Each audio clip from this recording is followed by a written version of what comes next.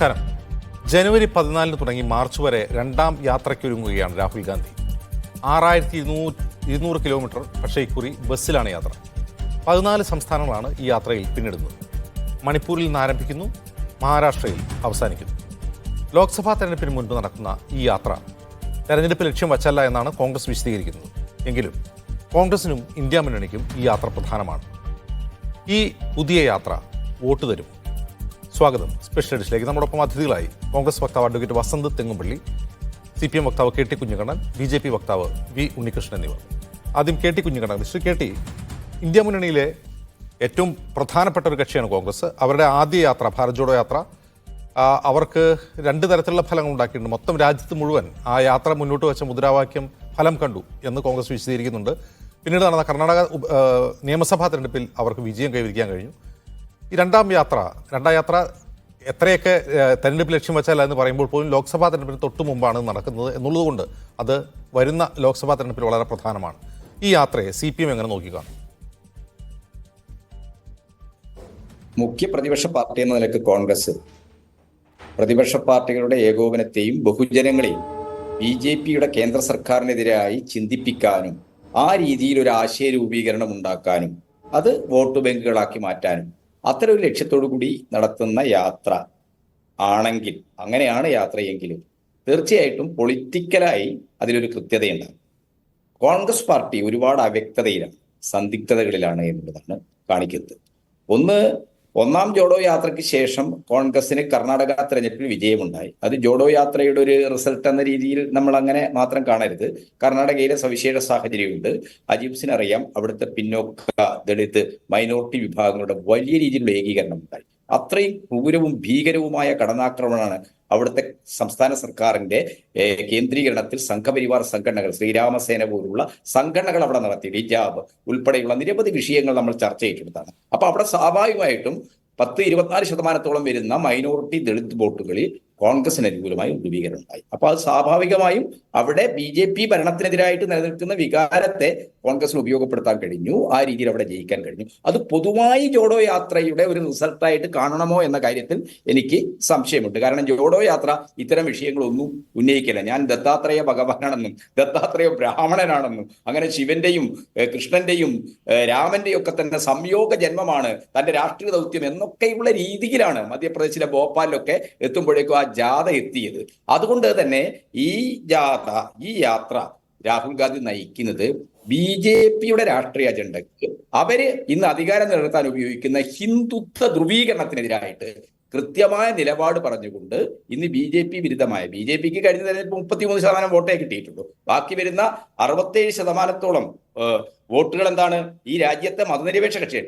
ഇതിനെയെല്ലാം ഏകീകരിക്കാൻ കഴിയുന്ന റീജിയണൽ കക്ഷികൾ, ഗ്രൂപ്പുകൾ, വിഭാഗങ്ങൾ, ഇതിനെയെല്ലാം തന്നെ BJP സർക്കാരിനെതിരായിട്ട് 2024 തെരഞ്ഞെടുപ്പിൽ ഏകീകരിക്കാൻ കഴിയുന്ന ഒരു രാഷ്ട്രീയ സമീപനത്തിൽ നിന്നാണോ എന്നതാണ് ഒരു പ്രശ്നം. അല്ല, തങ്ങളുടെ ഒരു ശക്തി തെളിയിച്ച് തങ്ങളാണ് ഈ രാജ്യം അടുത്ത് ഭരിക്കേണ്ടത്, എല്ലാ സീറ്റുകളും ഞങ്ങൾ തന്നെ മത്സരിക്കും. ഇപ്പോൾ മധ്യപ്രദേശിൽ ഉണ്ടായതുപോലെ അവിടുത്തെ ചെറിയ പാർട്ടികളോട്, പ്രത്യേകിച്ച് ആ ഭാരത് ആദിവാസി സംഘടന തുടങ്ങിയ നിരവധി ഗ്രൂപ്പുകളുണ്ട്. ഈ ഗ്രൂപ്പുകളായിട്ട് ചർച്ച പോലും നടത്താൻ കഴിഞ്ഞില്ല. ഛത്തീസ്ഗഡിൽ എന്താ സംഭവിച്ചത്? ഛത്തീസ്ഗഡിൽ എത്രയോ ദളിത് ട്രൈബ് ഗ്രൂപ്പുകളുണ്ട്. ഈ വിഭാഗങ്ങളെല്ലാം തന്നെ ഇന്ത്യ മുന്നണിയുടെ ഭാഗമായിട്ട് കോൺഗ്രസിനെ സഹായിക്കാൻ തയ്യാറായിരുന്നു. പക്ഷെ അവർക്കൊന്നും സീറ്റ് കൊടുക്കാൻ പറ്റില്ല. എന്താണ്? അവരുമായിട്ട് ചർച്ച നടത്തിയില്ല. രാജസ്ഥാനും ഇതേ അനുഭവങ്ങളുണ്ടായി. ഇപ്പൊ CPM പോലുള്ള ഒരു പാർട്ടി, അവർക്ക് ഏറ്റവും വിശ്വസിക്കാവുന്ന പാർട്ടിയാണ്. എന്ത് വന്നാലും BJPക്കെതിരായിട്ട് കൃത്യമായ നിലപാട് സ്വീകരിക്കും. ഇനി കോൺഗ്രസ് മുന്നണിയിൽ മത്സരിച്ചില്ലെങ്കിലും സ്വതന്ത്രമായി മത്സരിച്ച് ജയിച്ചാലും BJP അധികാരത്തിൽ പുറത്തിറക്കാൻ പാർലമെന്റിൽ കൃത്യമായ നിലപാട് സ്വീകരിക്കും. അങ്ങനെയുള്ള ഒരു കക്ഷിയാണ്, ഏറ്റവും വിശ്വസിക്കാവുന്ന ഒരു കക്ഷിയാണ് CPM-ന് 10 രാജസ്ഥാനിലെ നിയമസഭാ മണ്ഡലങ്ങളിൽ നിർണായകമായ വോട്ടുണ്ട്. അതിപ്പം പോളിംഗ് കഴിഞ്ഞപ്പോൾ നമുക്കതെല്ലാം അറിയാമല്ലോ. CPM ജയിച്ച സിറ്റിംഗ് സീറ്റുകളുണ്ട്. ഇവിടെയൊന്നും സീറ്റ് നൽകുന്ന കാര്യത്തിൽ അങ്ങേയറ്റം നിഷേധാത്മകമായ സമീപനം സ്വീകരിച്ചു. അത് മധ്യപ്രദേശിലായാലും ഈ രാജസ്ഥാനിലായാലും ഒക്കെ അത് തന്നെ. അതുകൊണ്ട് തന്നെയാണ് നിലനിൽക്കുന്ന 2 സംസ്ഥാനങ്ങളൊക്കെ നഷ്ടപ്പെട്ടു. ആ കക്ഷികളെ ഏകോപിപ്പിക്കാൻ അതിന് കഴിയുന്ന രീതിയിൽ BJPയുടെ ഹിന്ദുത്വ പോളറൈസേഷനെതിരായിട്ട് ഒരു രാഷ്ട്രീയ മുദ്രാവാക്യ നിലപാടുകൾ വെക്കാൻ ഇതൊക്കെ കഴിയുന്നുണ്ടോ എന്നതിനെ ആശ്രയിച്ചാണ് ഈ ന്യായ് യാത്ര എന്ന് നാമത കൊടുത്തിരിക്കുന്ന പേരിട്ടിരിക്കുന്ന ഈ യാത്രയെ നമുക്ക് വിലയിരുത്താൻ കഴിയും. എന്തായാലും BJP സർക്കാരിന്റെ നയങ്ങളെ തുറന്നു കാണിക്കുന്ന രീതിയിൽ പ്രതിപക്ഷ പാർട്ടികളുടെ നേതൃത്വത്തിലിരിക്കുന്ന ഒരു കക്ഷി എന്ന നിലക്ക് കോൺഗ്രസ് നടത്തുന്ന ഇത്തരം യാത്രകൾ ഗുണപരമാകട്ടെ എന്നാണ് ഞങ്ങളെല്ലാം ആഗ്രഹിക്കുന്നത്. കാരണം BJP 2024 അധികാരം ഇറക്കണം. അത് ഇറക്കാൻ കഴിയണമെങ്കിൽ ഇന്ത്യയിലെ റീജിയണൽ പാർട്ടികളോട് ഒരു വമ്പൻ ബോധവും കാണിക്കാതെ, ഒരു വലിയേട്ടൻ ബോധവും കാണിക്കാതെ, വളരെ തുറന്ന, വളരെ വിശാലമായ ഒരു നിലപാടിൽ നിന്നുകൊണ്ട് അവയെല്ലാം തന്നെ ഏകോപിപ്പിക്കാൻ, അങ്ങനെ 67% വരുന്ന BJP ഇതര മതനിരപേക്ഷ വോട്ടുകളെ ഏകോപിപ്പിക്കാൻ കഴിയുന്ന ഒരു രാഷ്ട്രീയ നയത്തിൽ നിന്നാണോ ഈ ന്യായയാത്ര എന്നതാണ് ന്യായമായി നമ്മൾ. അതിൽ ഏറ്റവും പ്രധാനപ്പെട്ട ഒരു കാര്യം, ഈ അയോധ്യയിലെ രാമക്ഷേത്രത്തിൻ്റെ പ്രതിഷ്ഠാ ചടങ്ങ് നടക്കുന്ന ആ സമയമൊക്കെ ഈ യാത്ര നടക്കുകയാണ്. ഒരു വശത്ത് കോൺഗ്രസിനെ ആ ചടങ്ങിലേക്ക് ക്ഷണിക്കുന്നു, അതിൽ കൃത്യമായ നിലപാടെടുക്കാൻ കോൺഗ്രസിന് ഇതുവരെയും സാധിച്ചിട്ടില്ല, ഒരു നിലപാട് ഇതുവരെയും പറഞ്ഞിട്ടില്ല. അതിനിടയിലാണ് യാത്ര എന്നുള്ളത് കൊണ്ട് അത് BJP എന്താണ് ഉദ്ദേശിക്കുന്നത് അയോധ്യയിലെ രാമക്ഷേത്രം കൊണ്ട്? അത് അവരുടെ ഒരു തെരഞ്ഞെടുപ്പ് പ്രചാരണായുധമായിരിക്കുമെന്ന് അവർ പ്രഖ്യാപിച്ചു കഴിഞ്ഞു. ആ സമയത്ത് ഇങ്ങനൊരു യാത്ര നടന്നത് ഗുണപരമാവില്ലേ ഇന്ത്യ മുന്നണിക്ക്? അല്ല, അത് ഞാൻ പറഞ്ഞല്ലോ അജിംസെ, അവര് ആ യാത്രയിൽ മുന്നോട്ട് വെക്കുന്ന മുദ്രാവാക്യങ്ങൾ, വിശദീകരണങ്ങൾ, അതൊക്കെ എന്താണെന്നുള്ളതിനെ ആശ്രയിച്ചാണ്. നിങ്ങൾ അയോധ്യയിലെ രാമക്ഷേത്ര പ്രതിഷ്ഠാന ദിനത്തിൽ പങ്കെടുക്കുകയാണെങ്കിൽ ആ രാമക്ഷേത്രം അയോധ്യയിലെ ഒരു രാമക്ഷേത്രമാണെങ്കിൽ നമുക്കത് മനസ്സിലാക്കാം. ഹിന്ദുക്കളുടെ ഒരു ആരാധനാലയം പുതുതായി തുടങ്ങുന്നതാണ് നമുക്ക് മനസ്സിലാക്കാം. പക്ഷെ ഇന്ത്യയുടെ സാമൂഹ്യ രാഷ്ട്രീയ ജീവിതത്തെ വർഗീയമായി ധ്രുവീകരിച്ച ഒരു മഹാപാതകത്തിന്റെ പേരാണ് അയോധ്യയിലെ ബാബറി മസ്ജിദിന്റെ തകർച്ച എന്ന് പറയുന്നത്. ആ ബാബറി മസ്ജിദ് തകർത്ത സ്ഥലത്ത് BJP ഉണ്ടാക്കിയ സുപ്രീം കോടതിയെ വരെ അതിനുവേണ്ടി ക്യാൻവാസ് ചെയ്തു. രഞ്ജൻ ഗൊഗോയിയുടെ കുപ്രസിദ്ധമായ വിധി, സ്ഥലത്തിന്റെ ഉടമ സുന്നി വഖഫ് ബോർഡ്. ഉടമസ്ഥതയല്ല പ്രശ്നം, വിശ്വാസമാണ് പ്രശ്നം എന്ന് പറഞ്ഞ സുന്നി വഖഫ് ബോർഡിന്റെ ഉടമസ്ഥയിലുള്ള സ്ഥലത്ത് ക്ഷേത്രം പണിയാൻ അനുമതി കൊടുത്തത്, അതിനെക്കുറിച്ച് ഇന്ന് വരെ കോൺഗ്രസിന്റെ നേതൃത്വം, ശ്രീമാൻ രാഹുൽ ഉൾപ്പെടെയുള്ള നേതൃത്വം ഒരക്ഷരം വേണ്ടിയിട്ടില്ല. സോണിയാഗാന്ധി അങ്ങനെ ഒരു സംഭവം, രഞ്ജൻ ഗൊഗോയിയുടെ ഇങ്ങനെ ഒരു വിധി ഉണ്ടായതായിട്ട് അറിയില്ല. എന്നിട്ട് ക്ഷേത്ര നിർമ്മാണം ആരംഭിച്ചപ്പോൾ എന്താണ്, ഞങ്ങളെയും കൂടി അതിൽ പങ്കെടുപ്പിച്ചില്ല എന്ന് പരിഭവം പറഞ്ഞ ആൾക്കാരാണ്. എന്നിട്ട് വെള്ളിശിലകൾ കൊണ്ടു കൊടുത്തവരാണ് ഈ കോൺഗ്രസ്സുകാർ. അവരിപ്പോ അതിൽ പങ്കെടുക്കുക എന്ന് പറഞ്ഞാൽ എന്താണ് അതിന്റെ അർത്ഥം? ആ ക്ഷേത്രത്തിന് തറക്കല്ലിട്ടത് മോഡിയാ. ആ മോഡി തറക്കല്ലിട്ടതിനെ തുടർന്ന് അവിടെ ശ്രീകോവിലിന് തറക്കിട്ടത് സന്യാസി കൂടിയായിട്ടുള്ള UP മുഖ്യമന്ത്രി യോഗി ആദിത്യനാഥ്. ആ ശ്രീകോവിലിന് തറക്കല്ലിട്ടുകൊണ്ട് യോഗി ആദിത്യനാഥ് നടത്തിയ പ്രസംഗം അദ്ദേഹം പറഞ്ഞു, ഇത് രാമക്ഷേത്രമല്ല രാഷ്ട്രക്ഷേത്രമാണ് എന്ന് പറഞ്ഞാൽ അതിന്റെ അർത്ഥം എന്താണെന്നോ, രാമൻ എന്ന് പറയുന്ന ഒരു ഐക്കണെ, ഒരു ബിംബത്തെ വെച്ചുകൊണ്ട് എന്താണ് ഇന്ത്യയെ ആകെ തന്നെ സംഘപരിവാറിന്റെ അജണ്ടയിലേക്ക് ഏകോപിപ്പിക്കുന്ന ഒരു രാഷ്ട്രീയ നിലപാടിൽ നിന്നുകൊണ്ടാണ് BJP രാമക്ഷേത്രം ഉണ്ടാകുന്നത്. അതിനെ തുറന്നു കാണിക്കാനും എതിർക്കാനും തയ്യാറുണ്ടോ എന്നുള്ളത് തന്നെയാണ് പ്രശ്നം. അപ്പോൾ ഹിന്ദുത്വ വോട്ടുകളല്ല, മതവിശ്വാസികളുടെ വോട്ട് വേണം. ഹിന്ദുത്വവും ഹൈന്ദവതയും രണ്ടാണ് എന്ന കാര്യം ഈ രാജ്യത്തെ ജനങ്ങളോട് തുറന്നു പറയാതെ, ജനങ്ങളെ പഠിപ്പിക്കാനുള്ള ഒരു രാഷ്ട്രീയ ഉത്തരവാദിത്തം ഏറ്റെടുക്കാതെ ഇത്തരം യാത്രകൾ കൊണ്ട് എന്താ ഉദ്ദേശിക്കുന്നത്? അപ്പൊ കോൺഗ്രസ് ഒരു ഭാഗത്ത് രാമക്ഷേത്ര പ്രതിഷ്ഠാന ദിനത്തിൽ പങ്കെടുക്കുക, മറുഭാഗത്ത് ഈ ജാഥ നടത്തുക. ഇതെല്ലാം ആകത്തുകയിൽ ടോട്ടാലിറ്റിയിൽ സഹായിക്കുക BJP ആയിരിക്കും എന്ന കാര്യം കോൺഗ്രസ് തിരിച്ചറിയണം. അതുകൊണ്ട് ഞാൻ പറയുന്നത് ഇത്തരം യാത്രകൾ അർത്ഥവത്താകണമെങ്കിൽ ഇന്ന് BJP വിരുദ്ധ രാഷ്ട്രീയ പ്രതിരോധത്തിൽ 2024 തെരഞ്ഞെടുപ്പിൽ പ്രതിപക്ഷത്തെ സഹായിക്കുന്ന, ഇന്ത്യ മുന്നണിയെ സഹായിക്കുന്ന ഒന്നായി മാറണമെങ്കിൽ കൃത്യമായ മുദ്രാവാക്യങ്ങളും നിലപാടുകളും പറയണം. അല്ലാതെ അഴകുളമ്പ നിലപാടിൽ നിന്നുകൊണ്ട് ഇവിടെ VD സതീശനും ഒക്കെ എത്തപ്പെടുന്ന ഒരു ധർമ്മസങ്കടം ഉണ്ടല്ലോ, നമ്മുടെ KC വേണുഗോപാൽ, അത് അന്ന് പറയും എനിക്കറിയില്ല എന്നൊക്കെ പറയേണ്ട കോൺഗ്രസിന്റെ സമ്മതരായ നേതാക്കളാണ് ഇത് പറയുന്നത്. അങ്ങനെ പറയേണ്ട ഒരു ഗതികളിലേക്ക് ഇവിടുത്തെ കോൺഗ്രസ് നേതാക്കളെ എത്തിച്ചിട്ടുണ്ടെങ്കിൽ സാധാരണ ജനങ്ങളുടെ അവസ്ഥ എന്തായിരിക്കും? വി ഉണ്ണികൃഷ്ണൻ മാസ്റ്റർ, ഈ അയോധ്യയിലെ രാമക്ഷേത്രത്തിന്റെ ആ ഉദ്ഘാടനം നടക്കുന്ന അതിന് തൊട്ടു മുമ്പാണ് ഇത് ആരംഭിക്കുന്നത്. അതായത് ഒരു വലിയ തെരഞ്ഞെടുപ്പ് അജണ്ടയായി, തെരഞ്ഞെടുപ്പ് വിഷയമായി രാമക്ഷേത്രത്തെ BJP ഉയർത്തിക്കാട്ടുമ്പോൾ ഭാരത് ജോഡോയുടെ 2ാം എഡിഷൻ ഭാരതീയ ന്യായ യാത്ര എന്ന് പറഞ്ഞുകൊണ്ടാണ് കോൺഗ്രസ് ഈ യാത്ര ആരംഭിക്കുന്നത്. യഥാർത്ഥത്തിൽ 2 വിഷയങ്ങൾ, ഒരു വശത്ത് ഭാരത് ജോഡോ യാത്ര മുന്നോട്ട് വെച്ച ആശയം നമ്മുടെ രാഷ്ട്ര ശരീരത്തിൽ ഉണ്ടായിട്ടുള്ള മാനസികമായ വിടവ്, ആ വിടവ് നികത്തുക എന്നുള്ളതാണ്. വളരെ ഒരു സാമൂഹ്യോദ്ഗ്രഥനത്തിൻ്റെ സ്വഭാവം കൂടിയുള്ളൊരു വിഷയമാണത്. ഒരു വശത്ത് വിഭജനത്തിൻ്റെ രാഷ്ട്രീയം നിങ്ങൾ മുന്നോട്ട് വയ്ക്കുമ്പോൾ മറുവശത്ത് ഉദ്ഗ്രഥനത്തിൻ്റെ, യോജിപ്പിൻ്റെ രാഷ്ട്രീയം അവരും വയ്ക്കുന്നു. ഇതായിരിക്കുമോ ഈ ലോക്സഭാ തെരഞ്ഞെടുപ്പിലെ പ്രധാനപ്പെട്ട ഏറ്റുമുട്ടൽ ഉണ്ടാകുന്ന 2 രാഷ്ട്രീയ വിഷയങ്ങൾ?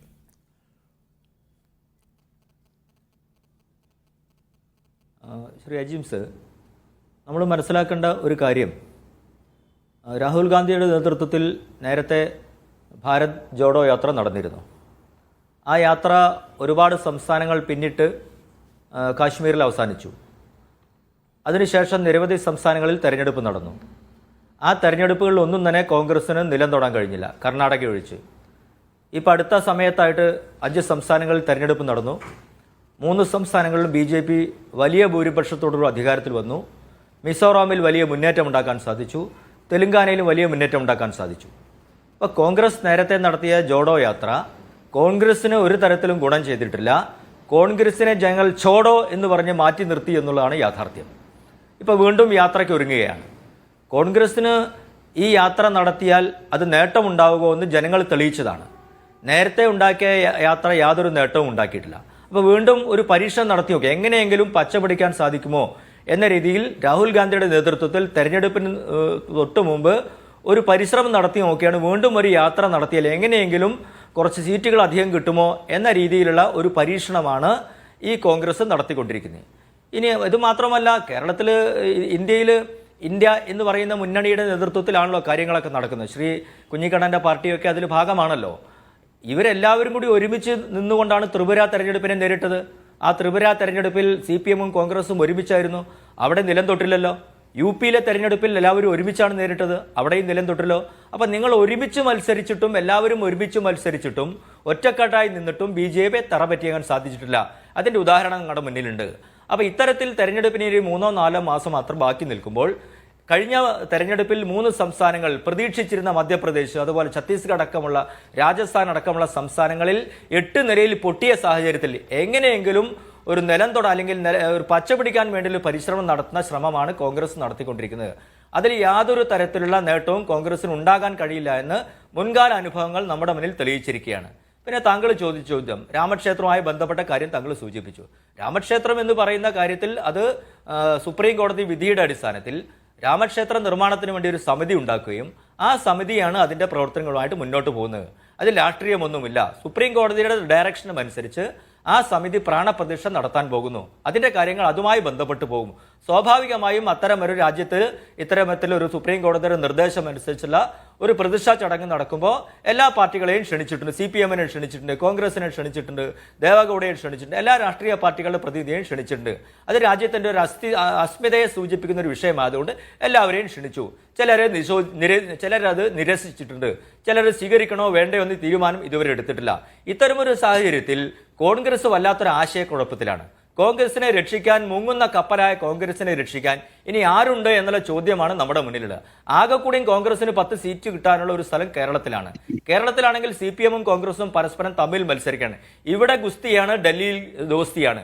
എവിടെയാണ് ഇവർ ഒരുമിച്ച് ചേർത്താൽ, ഈ ഇന്ത്യ മുന്നണിയിലെ ഘടകകക്ഷികൾ ഒരുമിച്ച് ചേർത്താൽ എവിടെയാണ് നേട്ടമുണ്ടാക്കാൻ സാധിക്കുക? ഉത്തർപ്രദേശിൽ നേട്ടമുണ്ടാക്കാൻ കഴിയുമോ? ഇവരെല്ലാവരും ഉണ്ടോ? രാജസ്ഥാനിൽ ഉണ്ടായിരുന്ന ഒരു കനൽ തരി പോലും ഇല്ലാതെ CPM-ഉം കോൺഗ്രസും തമ്മിൽ ഇന്ത്യ മുന്നണിയാണെന്ന് പറയുന്നു. പക്ഷെ അവിടെ 2 MLA-മാരുടെ എല്ലാം സീറ്റ് പോയി. രാജസ്ഥാനിൽ കോൺഗ്രസിന് സീറ്റ് കിട്ടുമോ? മധ്യപ്രദേശിൽ ഇവർ ഒരുമിച്ച് നിന്നാൽ സീറ്റ് കിട്ടുമോ? ത്രിപുരയിൽ ഇവർ ഒരുമിച്ച് നിന്നാൽ എവിടെയാണ് ഈ കോൺഗ്രസിന്റെ മുന്നണി, ഇന്ത്യ മുന്നണി ഒരുമിച്ച് നിന്നാൽ BJP-യെ തറപറ്റിക്കാൻ സാധിക്കുക? ഒരു സ്ഥലത്തും സാധ്യമല്ല. ഇനി സാധിക്കുന്ന സ്ഥലങ്ങളിൽ അത് പറ്റില്ല എന്ന് ജനങ്ങൾ തൂത്തെറിഞ്ഞിട്ടുണ്ട്. അപ്പൊ ജനങ്ങൾ കോൺഗ്രസിനെയും ഇന്ത്യ മുന്നണിയെയും ഇന്ത്യ രാജ്യത്തും മാറ്റി നിർത്തപ്പെടുന്ന ഒരു സാഹചര്യമുണ്ട്. കഴിഞ്ഞ 9 വർഷമായി രാജ്യം ഭരിച്ചുകൊണ്ടിരുന്ന നരേന്ദ്രമോദിയുടെ ഗവൺമെന്റ് ലോകത്തിലെ 3ാമത്തെ സാമ്പത്തിക ശക്തിയായി വളരുന്നു. നരേന്ദ്രമോദി ലോകത്തിലെ ഏറ്റവും പോപ്പുലർ ലീഡറായി വളരുന്നു. ഇന്നും എല്ലാ സർവേ മുന്നോട്ട് വരുമ്പോഴും BJP 350 സീറ്റുകൾ നേടി വീണ്ടും നരേന്ദ്രമോദി അധികാരത്തിൽ വരും എന്ന് പറയുന്നു. അങ്ങനെ രാജ്യത്തിലെ ജനങ്ങൾ ഭൂരിപക്ഷവും BJP-യോടും NDA-യോടും നിൽക്കുന്ന ഒരു സാഹചര്യമാണ് നമ്മുടെ മുന്നിൽ. അത്തരമൊരു സാഹചര്യത്തിൽ ഒരു വൃഥാ വ്യായാമം എന്ന രീതിയിൽ മാത്രമാണ് കോൺഗ്രസിന്റെ ഈ യാത്രയെ കാണാൻ സാധിക്കുക. കോൺഗ്രസ് നന്നായി കാണണമെന്ന് വലിയ ആഗ്രഹമുണ്ടല്ലോ ശ്രീ കുഞ്ഞിക്കണ്ണനെ പോലെ CPM-മാർക്ക്. എന്നാൽ കേരളത്തിൽ നിങ്ങൾക്ക് അങ്ങനെ മത്സരിച്ചാൽ പോരെ? എന്തിനാ വെറുതെ കേരളത്തിലെ ജനങ്ങളെ വിഡ്ഢികളാക്കാൻ വേണ്ടി നിങ്ങൾ പരസ്പരം മത്സരിക്കുന്നുണ്ട്? കേരളത്തിലും BJP-ക്കെതിരെ നിങ്ങൾ ഒരുമിച്ച് മത്സരിച്ചോളൂ. അതല്ലേ ജനങ്ങൾ ആഗ്രഹിക്കുന്നത്? ഒരു കാര്യം വളരെ കൃത്യമായി പറയാം, കേരളത്തിലെ ജനങ്ങൾ പോലും ഇപ്പോൾ ആഗ്രഹിക്കുന്നത് ഈ 2 മുന്നണികളെയും പൊറാട്ട നാടകം കണ്ട് മടുത്തിരിക്കുന്നു. ഇനി ജോഡോ യാത്രയല്ല, ന്യായയാത്രയല്ല, എന്ത് യാത്ര നടത്തിയാലും പേരി ഈ പ്രസ്ഥാനങ്ങൾ രക്ഷപ്പെടാൻ പോകുന്നില്ല എന്നുള്ള തിരിച്ചറിവ് ജനങ്ങൾക്കുണ്ട്. അതുകൊണ്ട് കേരളമടക്കമുള്ള സംസ്ഥാനങ്ങളിൽ പോലും ജനങ്ങൾ വലിയ മാറ്റം ആഗ്രഹിക്കുന്നു. ഈ സംസ്ഥാന ദുർഭരണത്തെ മടുത്തിരിക്കുന്നു. ഇത്തരമൊരു സാഹചര്യത്തിൽ CPM ഇനി നവകേരള യാത്ര നടത്തിയാലും കോൺഗ്രസ് ന്യായയാത്ര നടത്തിയാലും ആരെന്ത് യാത്ര നടത്തിയാലും ഈ രാജ്യത്തെ ജനങ്ങൾ BJP-യോടൊപ്പമാണ്. NDAയോടൊപ്പമാണ്, നരേന്ദ്രമോദിയോടൊപ്പമാണ്. അത് കഴിഞ്ഞ തെരഞ്ഞെടുപ്പ് ഫലങ്ങൾ തെളിയിച്ചിട്ടുണ്ട്. ആ തെരഞ്ഞെടുപ്പ് ഫലത്തിന്റെ പശ്ചാത്തലത്തിൽ തന്നെ 2024 ലോക്സഭാ തെരഞ്ഞെടുപ്പിൽ NDA മുന്നണി 350-ലധികം സീറ്റ്, ഞങ്ങളുടെ ലക്ഷ്യം 400+ ആണ്, പക്ഷേ 350-ലധികം സീറ്റുകൾ നേടി NDA മുന്നണി അതിശക്തമായിട്ട് അധികാരത്തിൽ വരും എന്ന കാര്യത്തിൽ തർക്കമൊന്നുമില്ല. അതിന് ഞങ്ങൾ വികസന അജണ്ട മാത്രം മതി, മറ്റൊരു അജണ്ടയും ഞങ്ങളുടെ മുന്നിൽ ആവശ്യമില്ല. ഈ രാജ്യത്തെ ജനങ്ങൾക്ക് വേണ്ടി, സാധാരണക്കാർക്ക് വേണ്ടി, പാവപ്പെട്ടവർക്ക് വേണ്ടി നടപ്പിലാക്കിയ പദ്ധതി, പാർപ്പിട പദ്ധതികളായ ശരി, കാർഷിക മേഖലയിലെ പദ്ധതികൾ, ജനങ്ങളോടൊപ്പം നിന്ന് ജനങ്ങൾക്ക് വേണ്ടി നടപ്പിലായ വികസന പദ്ധതികൾ മാത്രം മതി. ജനങ്ങൾ വീണ്ടും BJP അധികാരത്തിലെത്താൻ, നരേന്ദ്രമോദി അധികാരത്തിലേറ്റാൻ, അത് ലോകത്തെ ജനങ്ങൾ കണ്ടുകൊണ്ടിരിക്കാൻ, ലോകം മുഴുവൻ നരേന്ദ്രമോദിയെ ആരാധിക്കുന്ന ഒരു സാഹചര്യത്തിലേക്ക് വന്നുകൊണ്ടിരിക്കുക. ശരി ഉണ്ണികൃഷ്ണൻ മാസ്റ്റർ, ഞാൻ മടങ്ങി വരാം. ശ്രീ വസന്ത് തങ്ങുംപിള്ളി, എന്താണ് ഈ ലോക്സഭാ തെരഞ്ഞെടുപ്പിന് തൊട്ടു മുമ്പുള്ള ഈ യാത്ര കൊണ്ട് നിങ്ങൾ ഉദ്ദേശിക്കുന്നത്? ഇപ്പോൾ ഭാരത് ജോഡോ യാത്ര വെച്ച് നോക്കുകയാണെങ്കിൽ അതൊരു ഇലക്ട്രൽ ഗെയിൻ ആയിട്ട് നിങ്ങൾക്ക് കാട്ടാനേ കഴിയില്ല. കാരണം തൊട്ടു മുമ്പ് നടന്ന 5 സംസ്ഥാനങ്ങളിലെ തെരഞ്ഞെടുപ്പിൽ ഒരു നേട്ടവും ആ യാത്ര പ്രതിഫലിപ്പിച്ചിട്ടില്ല. ലോക്സഭാ തെരഞ്ഞെടുപ്പിന് തൊട്ടു മുമ്പ് നടത്തുന്ന യാത്ര കൊണ്ട് നിങ്ങൾ എന്താണ് ഉദ്ദേശിക്കുന്നത്? ശ്രീ അജിംസ്, ഈ യാത്ര, ഭാരത് ജോഡോ യാത്ര ആരംഭിക്കുമ്പോൾ തന്നെ വളരെ കൃത്യമായി അതിനൊരു പൊളിറ്റിക്കൽ ഗെയിൻ എന്നതിനപ്പുറത്തേക്ക് ഒരു ആശയ അടിത്തറ രാജ്യമൊട്ടുക്കും ഉണ്ടാക്കിയെടുക്കുക. സ്വാഭാവികമായും നിങ്ങളടങ്ങുന്ന മാധ്യമപ്രവർത്തകർ വിമർശിച്ചതുപോലെ 2014 ശേഷം വിവിധ സംസ്ഥാനങ്ങളിൽ സംഘടനാ ദൗർബല്യം നേരിട്ടുകൊണ്ടിരുന്ന പാർട്ടിയെ ഒന്ന് പുനർജീവിപ്പിക്കുക എന്നുള്ള ലക്ഷ്യങ്ങളൊക്കെ ആ യാത്രയ്ക്കുണ്ടായിരുന്നു. അതതിന്റെ ലക്ഷ്യം കണ്ടു എന്ന് വിശ്വസിക്കുന്ന ഒരാളാണ് ഞാൻ. സ്വാഭാവികമായും 26-27 ദിവസങ്ങൾ ആ യാത്ര സ്റ്റിക്ക് ഓൺ ചെയ്തത് കർണാടകയിലാണ്. കർണാടകയിൽ നരേന്ദ്രമോദി നേരിട്ടെത്തി തെരഞ്ഞെടുപ്പിനെ നിയന്ത്രിച്ചിട്ട് പോലും വലിയ ഒരു ഭൂരിപക്ഷത്തിലേക്ക് ജനം ഞങ്ങളെ കൊണ്ടുവന്നു. പിന്നെ മറ്റൊന്ന് നോക്കൂ, 16 to 18 ദിവസങ്ങൾ ആ യാത്ര രണ്ടാമത് സ്റ്റിക്ക് ഓൺ ചെയ്യുന്നത് തെലങ്കാനയിലാണ്. തെലങ്കാനയിൽ 3 സീറ്റ്, 3 MLA-മാർ മാത്രം ഉണ്ടായിരുന്നിടത്ത് നിന്ന് ഒരു ക്ലിയർ കട്ട്, ഒരു സേഫർ മജോറിറ്റിയിലേക്ക് സർക്കാരിനെ കൊണ്ടുവന്നെത്തിക്കാൻ രേവന്ത് റെഡ്ഡി എന്നൊരു പുതിയ നേതാവിനെ അവിടെ ഉയർത്തിയെടുക്കുവാൻ വേണ്ടിയൊക്കെ സാധിച്ചു. അപ്പോൾ സ്വാഭാവികമായും അത് ഭാരത് ജോഡോ യാത്രയുടെ ഒരു പ്രതിഫലനമായി തന്നെയാണ് ഞങ്ങൾ കാണുന്നത്. രാജ്യത്ത് വിവിധ യാത്രകൾ ഇതുപോലെ നടക്കപ്പെട്ടിട്ടുണ്ടല്ലോ. നമുക്കറിയാമല്ലോ, സ്വാതന്ത്ര്യ സമരവുമായി ബന്ധപ്പെട്ട് വൈഗാ നദിക്കരയിൽ നിന്ന് ഗാന്ധി തുടങ്ങുന്ന ഒരു യാത്രയുണ്ട്. പക്ഷേ ആ യാത്ര അവസാനിച്ച ദിവസം തന്നെ രാജ്യത്തിന് സ്വാതന്ത്ര്യം കിട്ടി എന്ന് അങ്ങേക്ക് പറയാൻ പറ്റുമോ? എന്നാൽ 47 സ്വാതന്ത്ര്യം കിട്ടുമ്പോൾ വൈഗാ നദിക്കരയിൽ നിന്ന് ഗാന്ധി നടത്തിയ യാത്രയ്ക്ക് യാതൊരു പ്രാധാന്യവുമില്ല എന്ന് നമുക്ക് പറയാൻ പറ്റില്ല. അതുപോലെയാണല്ലോ രഥയാത്ര. ഇപ്പോ BJPയുടെ പ്രതിനിധി വലിയ കാര്യമായി അവരുടെ യാത്രകളെ പറ്റി പറയുമ്പോൾ, രഥയാത്ര നടന്നതിന് ശേഷം നടന്ന 2 ലോക്സഭാ തെരഞ്ഞെടുപ്പുകളിൽ BJP അമ്പേ പരാജയപ്പെട്ടു. രഥയാത്രയുടെ result in the sense of BJP അവർക്ക് കിട്ടുന്നത് അത് 10 വർഷങ്ങൾക്ക് ഇപ്പുറമാണ്. അപ്പൊ സ്വാഭാവികമായും അങ്ങനെ ഒരു രാഷ്ട്രീയ ജാഥ അതതിന്റെ അവസാന ദിവസം തന്നെ, ക്ലൈമാക്സ് പോയിന്റിൽ തന്നെ ഒരു 100 crore ബഡ്ജറ്റ് ഫിലിം സക്സസ് ആയി മാറുന്നതായി രാജ്യത്തെ രാഷ്ട്രീയ യാത്രകൾ ഒന്നും തന്നെ കണ്ടിട്ടില്ല. സ്വാഭാവികമായും ഭാരത് ജോഡോയ്ക്ക് രാഷ്ട്രീയ ലക്ഷ്യങ്ങളുണ്ടോ എന്ന് അജിംസ് ചോദിച്ചാൽ ഉണ്ട്, തീർച്ചയായും ഉണ്ട്. അത് കോൺഗ്രസിന്റെ അടിത്തറ വലുതാക്കുക, ബഹുജനങ്ങളെ പാർട്ടിയിലേക്ക് എത്തിക്കുക, ബഹുജനങ്ങളുടെ വിഷയങ്ങളുമായി സംവദിക്കുക, രാഹുൽ ഗാന്ധി എന്ന നേതാവിനെ ഈ മുന്നണിയുടെ, ഈ പാർട്ടിയുടെ മുഖമായി വളർത്തിയെടുക്കുക, പ്രതിപക്ഷത്തിന്റെ കുന്തമുനയാക്കി മാറ്റുക എന്നൊക്കെ ഉള്ള ഒരുപാട് ലക്ഷ്യങ്ങളുണ്ടെന്നേ. അത് ഫലപ്രാപ്തി കണ്ടിട്ടുണ്ടോ എന്ന് ഞാൻ ചോദിച്ചാൽ അത് ഒറ്റയടിക്ക് 1 ദിവസം കൊണ്ട്, 2 ദിവസം കൊണ്ട്, 3 ദിവസം കൊണ്ട് ഫലപ്രാപ്തി കാണുന്ന പാരമ്പര്യം ഈ രാഷ്ട്രീയ ജാഥകൾക്ക് രാജ്യത്തില്ല എന്നുള്ളതാണ് യാഥാർത്ഥ്യം.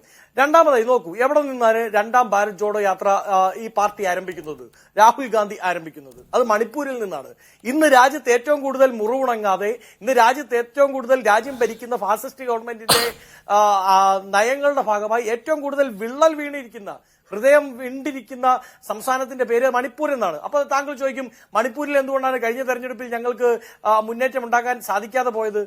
അങ്ങനെ ഒരു ചോദ്യം അങ്ങയുടെ ഭാഗത്തു നിന്നുണ്ടാവാം. പക്ഷേ രാഷ്ട്രീയമായി അവിടെ ആരാണോ കലാപത്തിന് ആഹ്വാനം ചെയ്തത്, ആരാണോ, ഏത് കേന്ദ്ര സർക്കാരാണോ മൗനം പാലിച്ചത്, അവരെ മാറ്റി നിർത്തുക എന്നുള്ള ഒരു ആശയ അടിത്തറ രൂപീകരിക്കുക എന്നുള്ളതാണ് ഇതിന്റെ ലക്ഷ്യം. സ്വാഭാവികമായും മണിപ്പൂരിൽ നിന്ന് ഈ യാത്ര നടന്നെത്തുന്നത് പോർബന്തറിലേക്കാണ്. ഞാൻ നേരത്തെ പറഞ്ഞ അതേ ഗാന്ധിയുടെ പോർബന്തറിലേക്ക്. വർഗീയതയാൽ, വിഷവിത്തുകളാൽ മുറിവേൽപ്പിക്കപ്പെട്ട ഇന്ത്യയെ സുഖപ്പെടുത്താൻ കഴിയുന്ന ഒരേ ഒരു മരുന്ന് അത് പോർബന്തറും ഗാന്ധിയും തന്നെയാണെന്ന് കോൺഗ്രസ് തിരിച്ചറിയുന്നുണ്ട്. അതുകൊണ്ടാണ് ആ ഗാന്ധിയിലേക്ക്, പോർബന്തറിലേക്ക് യാത്ര എത്തുന്നത്. സ്വാഭാവികമായും അപ്പൊ അങ്ങ് ചോദിക്കും അവസാനം മഹാരാഷ്ട്രയിൽ. അതെ, മഹാരാഷ്ട്രയാണ് അടുത്ത നിയറസ്റ്റ് തെരഞ്ഞെടുപ്പിനെ നേരിടേണ്ടത്. ഞങ്ങൾക്ക് വലിയ പ്രതീക്ഷയുള്ള സംസ്ഥാനമാണ്. സ്വാഭാവികമായും ഉത്തർപ്രദേശിൽ, ഗുജറാത്തിൽ, മഹാരാഷ്ട്രയിൽ, ഈ പറയുന്ന അസമിൽ, ഈ പറയുന്ന മണിപ്പൂരിൽ ഒക്കെ വലിയ മുന്നേറ്റം ഉണ്ടാക്കാൻ, പാർട്ടിയുടെ സംഘടനാ സംവിധാനത്തെ ശക്തിപ്പെടുത്താൻ, വലിയ ആശയ അടിത്തറ ഉണ്ടാക്കിക്കൊണ്ടുവരാൻ, ഇപ്പൊ രാജ്യത്ത് വിലക്കയറ്റമടക്കം, തൊഴിലില്ലായ്മ അടക്കം, രാജ്യത്ത് നിന്ന് വലിയ ഒരു പങ്ക് യുവജനങ്ങൾ രാജ്യം വിട്ടു പോകുന്നത് അടക്കമുള്ള വലിയ വിഷയങ്ങളെ പറ്റി ചർച്ച ചെയ്യിപ്പിക്കാൻ, രാജ്യത്ത് ചർച്ച ചെയ്യിപ്പിക്കുക എന്നുള്ള ലക്ഷ്യമാണ് ന്യായ് യാത്രയുടെ ഒന്നാമത്തെ പ്രഥമ ലക്ഷ്യം എന്നതിൽ സംശയം വേണ്ട. ആ ലക്ഷ്യം ഭാരത് ജോഡോയ്ക്കും ഉണ്ടായിരുന്നു. അത് പൂർത്തീകരിക്കപ്പെട്ടോ എന്ന് ചോദിച്ചാൽ ഇൻ എ സെൻസ് അത് പൂർത്തീകരിക്കപ്പെട്ടു എന്ന് തന്നെയാണ് ഞങ്ങൾ വിശ്വസിക്കുന്നത്. അതിനുശേഷമാണല്ലോ ഇപ്പോ BJP പ്രതിനിധി പോലും പണ്ട് ഇവരുടെ സോഷ്യൽ മീഡിയ ഹാൻഡിലുകൾ പപ്പു പപ്പു എന്ന് വിളിച്ച് കളിയാക്കിയെടുത്ത് നിന്ന് മാറി ചിന്തിക്കാൻ അവരെ പോലും പ്രേരിപ്പിക്കുന്നത്. ലോക്സഭയ്ക്കുള്ളിൽ നിന്ന് രാഹുൽ ഗാന്ധിയുടെ ചോദ്യങ്ങളെ ഭയന്ന് അദ്ദേഹത്തെ വെളിയിലാക്കേണ്ട ഗതികേടിലേക്ക് ഈ സർക്കാർ ജനാധിപത്യ ധ്വംസനത്തിലേക്ക് കടന്നുപോയത്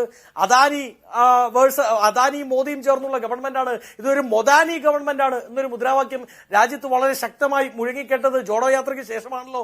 ജോഡോ യാത്രയ്ക്ക് ശേഷമാണല്ലോ ഇന്ത്യ മുന്നണി എന്നൊരു കൺസെപ്റ്റ് ഉണ്ടായത്. അതിനു മുമ്പ് മൂന്നാം മുന്നണി എന്നൊക്കെ പറഞ്ഞ് പലരും നടന്നിരുന്നല്ലോ. എന്തായി? രാജ്യത്തെ പ്രതിപക്ഷത്തെ ഒരുമിച്ച് കൊണ്ടുവരാൻ പറ്റുന്നില്ല എന്ന് നിങ്ങളടങ്ങുന്ന മാധ്യമ പ്രവർത്തകർ പറഞ്ഞെടുത്തു നിന്ന് ചിലപ്പം അജിംസനോട് അതിനകത്ത് എതിരഭിപ്രായം പറഞ്ഞേക്കാം. പൂർണ്ണാർത്ഥത്തിൽ രൂപീകരിക്കപ്പെടാൻ പറ്റിയോ? അജിംസനെ പോലൊരു സീനിയർ മാധ്യമ പ്രവർത്തകൻ അത് അറിയാമല്ലോ. കോൺഗ്രസ് എല്ലാ കാലത്തും ഒരു ജനാധിപത്യ സംവിധാനം എന്ന നിലയിൽ കോൺഗ്രസ് രൂപീകരിച്ച എല്ലാ മുന്നണികളും ഒരർത്ഥത്തിൽ അത് നോഹയുടെ പെട്ടകമാണ്. അവിടെ എല്ലാവരും ഉണ്ടാവും, വ്യത്യസ്ത അഭിപ്രായങ്ങളുണ്ടാവും. പക്ഷേ ഇന്ത്യ മുന്നണി എന്ന് പറയുന്ന ഒരു ഫ്രെയിം വർക്ക് ഉണ്ടാക്കിയെടുക്കാൻ, അതിലേക്ക് രാജ്യത്തെ പ്രധാനപ്പെട്ട രാഷ്ട്രീയ പാർട്ടികളെ ക്ഷണിക്കാൻ, ഒരു വേദിക്ക് അപ്പുറവും ഇപ്പുറവും ഇരുന്ന് ചർച്ച ചെയ്യിപ്പിക്കാൻ, ചായ കുടിച്ച് ചർച്ച ചെയ്ത് പിരിഞ്ഞു പോകാൻ, ആശയാടിത്തറ ഉണ്ടാക്കിയെടുക്കാൻ, അതിനൊരു കോർഡിനേഷൻ കമ്മിറ്റി ഉണ്ടാക്കിയെടുക്കാൻ രാജ്യത്ത് ഇതൊന്നും പോസിബിളേ അല്ല എന്ന് 2014 ശേഷം പറഞ്ഞുകൊണ്ടിരുന്ന BJPക്ക് നേരെ, മൊദാനിക്ക് നേരെ, അദാനിക്ക് നേരെ, മോഡിക്ക് നേരെ ഇത് പോസിബിൾ ആണ് എന്ന് കാണിച്ചു തുടങ്ങുന്ന ഒന്നാമത്തെ സ്റ്റെപ്പ് എടുത്തു വെക്കാൻ സാധിച്ചത് ജോഡോ യാത്രയ്ക്ക് ശേഷമാണ്. അത് ജോഡോ യാത്രയുടെ എഫക്റ്റ് ആണ്. സ്വാഭാവികമായി അതിന്റെ പൂർത്തീകരണത്തിലേക്ക് എത്തിക്കാൻ ന്യായ് യാത്രയ്ക്ക് സാധിക്കും എന്നാണ് രാജ്യത്തെ ഓരോ അങ്ങ് പറഞ്ഞത്. ഒരു ആശയ അടിത്തറ രൂപീകരിക്കുന്നതിൽ ഈ ഭാരത് ജോഡോ യാത്ര വിജയിച്ചു എന്നാണ് അങ്ങ് പറയുന്നത്. പക്ഷേ കോൺഗ്രസിന് ആശയം മാത്രം പോരാ, ആശയം ധാരാളമായി രാഹുൽ ഗാന്ധി പറയുന്നുണ്ട്. കോൺഗ്രസിന് അടിയന്തരമായി വേണ്ടത് സംഘടനയാണ് എന്ന് നിങ്ങൾ തിരിച്ചറിഞ്ഞിട്ടുണ്ടല്ലോ. ഉദാഹരണത്തിന് അങ്ങ് പറഞ്ഞു കർണാടകയിലും തെലങ്കാനയിലും യാത്ര കടന്നുപോയി. അതുപോലെ തന്നെ കടന്നുപോയ ഒരു സ്ഥലമാണ് മധ്യപ്രദേശും രാജസ്ഥാനും. മധ്യപ്രദേശിൽ ആ യാത്ര കടന്നുപോയിട്ട് നിങ്ങൾക്ക് അവിടെ സംഘടന ഉണ്ടാക്കാൻ കഴിഞ്ഞില്ല, രാജസ്ഥാനിൽ ഭരണം നിലനിർത്താൻ കഴിഞ്ഞില്ല എങ്കിൽ ഈ യാത്ര സംഘടന ഉണ്ടാക്കുന്നില്ല എന്ന തിരിച്ചറിവിൽ നിങ്ങൾ എത്തിയോ? അല്ല, തീർച്ചയായും സംഘടന ഉണ്ടാക്കുന്നില്ല എന്നല്ല അജിംസെ, അങ്ങേക്ക് അറിയാലോ. രാജസ്ഥാനിലെ ഒരു പ്രത്യേക സാഹചര്യം ഉണ്ടായിരുന്നു. അവിടെ തീർച്ചയായും കോൺഗ്രസിന്റെ ടോപ്പ് ലെവൽ, രാജ്യത്തെ തന്നെ 5 നേതാക്കളെ എടുത്താൽ അതിൽ ഒരാളുടെ പേര് അശോക് ഗെഹ്ലോട്ട് എന്നാണ്. AICC പ്രസിഡന്റ് സ്ഥാനത്തേക്ക് വരെ പരിഗണിക്കപ്പെട്ടൊരു നേതാവ്. അങ്ങനെ ഒരു നേതാവ് അവിടെ നിൽക്കുന്നു. രണ്ടാമതൊരു ക്രൗഡ് പുള്ളർ, യൂത്തിനെ കൂടുതലായി പാർട്ടിയിലേക്ക് ആകർഷിക്കാൻ കെൽപ്പുള്ള ഒരു നേതാവ് സച്ചിൻ പൈലറ്റ്. അവർ തമ്മിലുള്ള ഒരു രസതന്ത്രം, അത് വേണ്ട രീതിയിൽ എങ്ങനെ കൈകാര്യം ചെയ്യണമെന്നുള്ള കൺഫ്യൂഷൻസ് പാർട്ടിക്കുണ്ടായിരുന്നു. അത് സ്വാഭാവികമായി ഞാൻ അഡ്മിറ്റ് ചെയ്യുന്നു, അത് ഞങ്ങളുടെ തെറ്റാണ്. ആ ഒരു പ്രശ്നങ്ങൾ രാജസ്ഥാനിൽ വളരെ കൃത്യമായി ഞങ്ങൾക്ക് എതിരായി ഭവിച്ചിട്ടുണ്ട്. എന്നാൽ മധ്യപ്രദേശിൽ അങ്ങേക്ക് അറിയാമല്ലോ, അവിടുത്തെ ശിവരാജ് സിംഗ് ചൌഹാൻ അടക്കം ബുധനിയിൽ പോയി പ്രസംഗിച്ചത് നിങ്ങൾ എന്നെ മിസ് ചെയ്യും എന്ന് പറഞ്ഞുകൊണ്ട് പ്രസംഗിച്ച് 16 റാലികളിൽ സംസ്ഥാനത്തെ മുഖ്യമന്ത്രി കോൺസെൻട്രേറ്റ് ചെയ്ത് നിൽക്കുകയായിരുന്നു. ചൌഹാനോട് മാറി നിൽക്കാൻ മധ്യപ്രദേശിലെ BJP ഘടകം പറഞ്ഞു. എന്നിട്ട് അവിടെ തോമസ് അടക്കമുള്ള കേന്ദ്രമന്ത്രിമാരെ ഇറക്കുന്നു. നരേന്ദ്രമോദി നേരിട്ട് ആ തെരഞ്ഞെടുപ്പിനെ ഏറ്റെടുക്കുന്നു. രാമജന്മഭൂമി മാത്രം അവിടെ ചർച്ച ചെയ്യിപ്പിക്കുന്നു. അങ്ങനെ ഒരുപാട് വിഷയങ്ങൾ അവിടെ സ്വാഭാവികമായി ഉണ്ടായിട്ടുണ്ട്. പക്ഷേ ഞാൻ നേരത്തെ സൂചിപ്പിച്ചല്ലോ, കർണാടകയിലെ വിജയം കാണാതിരിക്കാൻ പറ്റുമോ? തെലങ്കാനയിൽ 3 MLA-മാർ മാത്രമുള്ളിടത്ത് നിന്ന് വലിയൊരു ശക്തിയായി കോൺഗ്രസിന് മടങ്ങി വരാൻ സാധിച്ചത് ഈ ജോഡോ യാത്രയുടെ ഭാഗമായാണ്. അപ്പോൾ ഞാൻ പറഞ്ഞല്ലോ, പൂർണ്ണാർത്ഥത്തിൽ റിസൾട്ട് ഇന്ന് നമ്മൾ സിനിമ റിലീസ് ചെയ്തു, നാളെ തന്നെ 100 കോടിയിൽ എത്തണം എന്ന് പറഞ്ഞാൽ അത് പോസിബിൾ അല്ല. സ്വാഭാവികമായും ഇതിന്റെ ഫലത്തിന് വേണ്ടി, അതിന്റെ ഫ്രൂട്ട് ഹാർവെസ്റ്റിംഗ് വേണ്ടി നമ്മൾ എന്ത് ചെയ്യണം? കാത്തിരിക്കേണ്ടതായി ഉണ്ട്. അത് കാത്തിരിക്കാൻ കോൺഗ്രസ് തയ്യാറാണ്. ഇപ്പൊ ഈ തെരഞ്ഞെടുപ്പ് തോൽവികൾ ഉണ്ടായപ്പോ എന്താണ് കോൺഗ്രസ് ഇനി ചെയ്യാൻ പോകുന്നത് എന്ന് ചോദിച്ചവരല്ലേ നാഷണൽ മീഡിയാസ്, മൊദാനി മീഡിയാസ് എല്ലാം ഇതിനാണല്ലോ ചോദിച്ചത്. കോൺഗ്രസിന്റെ AICC ഓഫീസ് അടച്ച് നമ്മളെല്ലാം വെളിയിലേക്ക് പോകും, നമ്മളെല്ലാം വേറെ പണിക്ക് പോകും എന്ന് വിചാരിച്ചിരുന്നവരാണല്ലോ ഇപ്പോ BJPയുടെ പ്രതിനിധി അടക്കമുള്ളവർ. എന്നാൽ ആ തെരഞ്ഞെടുപ്പ് തോൽവിക്ക് ഒരു മാസത്തിനിപ്പുറത്ത് ഇതാ ഞങ്ങൾ അങ്ങനെ തോറ്റു പിന്മാറുന്നവരല്ല, ഞങ്ങൾക്ക് പറയാനുള്ളത് ഒരു ആശയമാണ്, ആ ആശയം പറയാൻ വേണ്ടി ഞങ്ങൾ മുന്നിട്ടിറങ്ങാൻ പോവുകയാണ് എന്ന് പറയുന്ന രാഹുൽ ഗാന്ധിയുടെ, എന്ന് പറയുന്ന AICCയുടെ, എന്ന് പറയുന്ന പ്രിയപ്പെട്ട കോൺഗ്രസ് നേതാക്കളുടെ ആർജവത്തെ, അതിനെ നിങ്ങൾ അഭിനന്ദിക്കുകയാണ് സ്വാഭാവികമായും വേണ്ടത്. ഇവിടെ ഫൈറ്റ് മോദി വേഴ്സസ് രാഹുൽ തന്നെയാണ്. അവിടെ അപ്പുറത്തു നിൽക്കുന്നത് അദാനിയുടെ, അംബാനിയുടെ ഒക്കെ പ്രിയങ്കരനായ വലിയ ഹ്യൂജ് ക്രൗഡ് ഫണ്ടിംഗ് ഉള്ള, വളരെ കൃത്യമായി 56 ഇഞ്ചിന്റെ നെഞ്ചളവ് മാത്രം ബ്രാൻഡ് ചെയ്യുന്ന, അങ്ങനെ ചില വളരെ വൈകാരികമായ കാര്യങ്ങളെ മാത്രം ബ്രാൻഡ് ചെയ്തുകൊണ്ട് മുമ്പോട്ട് പോകുന്ന ഒരു PR ഏജൻസി. ആ PR ഏജൻസിയാണ് ഇന്ന് BJP. എന്നാൽ ഇപ്പുറത്ത് നമ്മൾ പറയുന്നത് ഇവിടുത്തെ സാധാരണക്കാരന്റെ, ഉടുതുണിക്ക് മറുതുണി ഇല്ലാത്തവന്റെ, പെട്രോൾ പ്രൈസിന്റെ ഭാഗമായിട്ട് ഓട്ടോ ഓടിച്ചിട്ട് അന്നന്നത്തെ കുടുംബം പുലർത്താൻ സാധിക്കാത്തവന്റെ, LPG ഗ്യാസ് സിലിണ്ടറിന്റെ വിലവർദ്ധനവ് കാരണം അടുക്കള അടച്ചിടേണ്ടി വരുന്ന പാവപ്പെട്ട അമ്മമാരുടെ, അങ്ങനെയുള്ളവരുടെ രാഷ്ട്രീയമാണ് ഇപ്പുറത്ത് പറയുന്നത്. ഇപ്പുറത്ത് രാഹുൽ ഗാന്ധി അദ്ദേഹം ഒരു പൊളിറ്റീഷ്യൻ എന്നതിനപ്പുറത്തേക്ക് ഒരു രാജ്യത്തിന്റെ മനസ്സ് തിരിച്ചറിയുന്ന ഒരു ഫിലോസഫറായി മാറുകയാണ്. അപ്പൊ ആ ഫൈറ്റിൽ ആത്യന്തികമായ വിജയം രാഹുലിനൊപ്പമാണ്. അജിംസ് ഒറ്റ മിനിറ്റ്. ആത്യന്തികമായ വിജയം രാഹുലിനൊപ്പം ആയിരിക്കുമെന്ന പ്രതീക്ഷ ഞങ്ങൾക്കുള്ളപ്പോൾ തന്നെ അതിനൊരു ഇമ്മീഡിയറ്റ് സക്സസ് അത് ജോഡോ യാത്രയ്ക്ക് ഉണ്ടായിട്ടുണ്ടോ എന്ന് ചോദിച്ചാൽ അത് വരാനിരിക്കുന്നതേ ഉള്ളൂ എന്നാണ് എനിക്ക് പറയുന്നത്. ശരി, ശ്രീ KT കുഞ്ഞിക്കണ്ണൻ, ഇത്ര പോസിറ്റീവായി ഭാരത് ജോഡോ യാത്രയെ വ്യാഖ്യാനം ചെയ്യുകയാണ് വസന്ത്. അതിനർത്ഥം ഇപ്പോൾ നേരത്തെ ഒരു മൂന്നാം മുന്നണി എന്ന ആശയത്തിൽ CPM ഉണ്ടായിരുന്നു. പിണറായി വിജയൻ K ചന്ദ്രശേഖർ റാവുവിൻ്റെ ഒപ്പം പോയിട്ട് തെലങ്കാനയിൽ റാലിയിൽ പങ്കെടുത്തവിടെ നിന്ന് ഭാരത് ജോഡോ യാത്രയ്ക്ക് ശേഷം ഇന്ത്യ മുന്നണി എന്ന ആശയത്തിന് രൂപം കൊള്ളുകയും അതിന് മാത്രമേ ഈ സംഘപരിവാർ രാഷ്ട്രീയത്തെ പ്രതിരോധിക്കാൻ കഴിയൂ എന്ന തിരിച്ചറിവിലേക്ക് CPM പോലും എത്തിയല്ലോ. അങ്ങനെയെങ്കിൽ നിങ്ങൾ കുറെ കൂടി പോസിറ്റീവായി അതിനെ കാണണ്ടേ? ഇന്ത്യ മുന്നണി തന്നെ ഈ പറയുന്ന പുതിയ ഭാരതീയ ന്യായ യാത്രയിൽ കൈകോർക്കണ്ടേ? അല്ല, അജിംസ് കുറച്ച് ചരിത്രമൊക്കെ ഓർമ്മിക്കുന്ന ആളാണെന്നാണ് ഞാൻ കരുതുന്നത്. അപ്പൊ രാഹുൽ ഗാന്ധിയാണ് ഈ മൂന്നാം മുന്നണി സങ്കല്പം പോക്കി ഈ ഇന്ത്യ മുന്നണി ഉണ്ടാക്കിയെന്നൊക്കെ പറഞ്ഞു കഴിഞ്ഞാൽ ഇതൊക്കെ വളരെ സമകാലീനമായി അടുത്തുണ്ടായ സംഭവങ്ങളാണ്. CPM 2023 2024 നടക്കുന്ന തെരഞ്ഞെടുപ്പിൽ ഒരു മൂന്നാം മുന്നണി സങ്കല്പം എന്നോ ഉപേക്ഷിച്ചതാണ്. ഞങ്ങൾ ഈ വളയമില്ലാതെ ചാടുന്ന ആൾക്കാരുണ്ട്. ഞങ്ങളുടെ പാർട്ടി കോൺഗ്രസ് തന്നെ ഇന്ന് BJPയെ ദേശീയ അധികാരത്തിൽ നിന്ന് പുറത്താക്കണമെങ്കിൽ മതനിരപേക്ഷ ജനാധിപത്യ കക്ഷികളുടെ ആകെ ഏകോപനം ഉണ്ടാകണം. അതുകൊണ്ട് മൂന്നാം മുന്നണി എന്ന ഒരു പഴയ രാഷ്ട്രീയ തന്ത്രം കൊണ്ട് BJPയുടെ ദേശീയ അധികാരത്തിൽ നിന്നുള്ള ഈ താഴെ ഇറക്കൽ പ്രക്രിയ നടക്കില്ല. അത് ഞങ്ങളുടെ പാർട്ടി കോൺഗ്രസ് തന്നെ അംഗീകരിക്കുകയും അതിനനുസൃതമായ രീതിയിൽ മുന്നണി ഉണ്ടാക്കണം. മുന്നണി എന്ന് പറയുമ്പോൾ കോൺഗ്രസ് പാർട്ടിയുമായിട്ട് രാഷ്ട്രീയ മുന്നണി ഉണ്ടാക്കുക എന്നല്ല, തെരഞ്ഞെടുപ്പിൽ അവരെ പുറത്താക്കാൻ കഴിയുന്ന രീതിയിലുള്ള ധാരണകൾ ഉണ്ടാവണം. ആ രീതിയിൽ ഒരു ഇന്ത്യ മുന്നണിയുടെ ഭാഗമാകാൻ CPM തീരുമാനിച്ചു. ഇന്ത്യ മുന്നണി എന്ന സങ്കല്പം രാഹുൽ ഗാന്ധിയുടെ സങ്കല്പമേ അല്ല. ഈ കോൺഗ്രസിന്റെ വക്താവായി ഇവിടെ വരുന്ന വ്യക്തിക്കുണ്ടാകുന്ന ചില തെറ്റിദ്ധാരണയാണ്. എന്താണ്, ഞങ്ങളാണ് ഇതെല്ലാം കോൺഗ്രസ്സുകാർ എപ്പോഴത്തുള്ള ഒരു പ്രശ്നമാണ്, ഞങ്ങളാണ് ഇതെല്ലാം ഉണ്ടാക്കിയത് എന്നുള്ള ഒരു ഭാരവലി ജീവിക്കുന്ന ആൾക്കാർ. അവർ മനസ്സിലാക്കേണ്ടത് നിതീഷ് കുമാർ മിസ്റ്റർ സംസാരിക്കല്ല, ഞാൻ സംസാരിക്കും ഇടപെടാം. നിതീഷ് കുമാർ ഉൾപ്പെടെയുള്ള ആളുകൾ NDAക്കെതിരായിട്ട് കാര്യക്ഷമമായ ഒരു മുന്നണി എങ്ങനെ ഉണ്ടാക്കും? അതിന് പ്രാദേശിക പാർട്ടിയുടെ റീജിയണൽ കക്ഷികളുടെ പങ്കാളിത്തം വളരെ പ്രധാനമാണ്. ആ രീതിയിൽ നടത്തിയ ചില ശ്രമങ്ങളുടെ തുടർച്ചയിലാണ് പാറ്റ്ന സമ്മേളനം ഉണ്ടാകുന്നത്. കോൺഗ്രസ്സുകാരൻ ഇതൊക്കെ മറന്നുപോകാം, പക്ഷേ അജിംസിനെ പോലുള്ള ഒരു മാധ്യമ പ്രവർത്തകൻ അത് മറന്നുപോകരുത്. പാറ്റ്ന സമ്മേളനത്തിന്റെ തുടർച്ചയിലാണ് ഇന്ത്യ മുന്നണിയെക്കുറിച്ചുള്ള ഒരു സങ്കല്പനം യാഥാർത്ഥ്യമാക്കാനുള്ള നീക്കങ്ങൾ രാജ്യത്ത് ഉണ്ടായത്. അത് ഇന്ന് ഇന്ത്യ മുന്നണി ഉണ്ട് രാജ്യത്ത്. ഇന്ത്യയെ BJP എതിർക്കുന്ന കക്ഷികളുടെ ഏകോപനം 10-26 കക്ഷികളുണ്ട്. ഈ 26 കക്ഷികളെ എന്തുകൊണ്ടൊരു തെരഞ്ഞെടുപ്പ് ഘട്ടത്തിൽ ഉൾക്കൊള്ളാൻ കോൺഗ്രസിന് കഴിയുന്നില്ല എന്ന പ്രശ്നമാണ് നമ്മൾ നോക്കുക.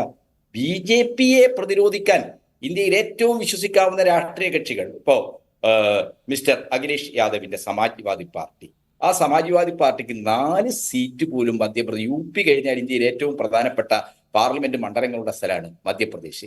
ആ മധ്യപ്രദേശ് 4 സീറ്റ് പോലും കൊടുക്കാൻ തയ്യാറായില്ല.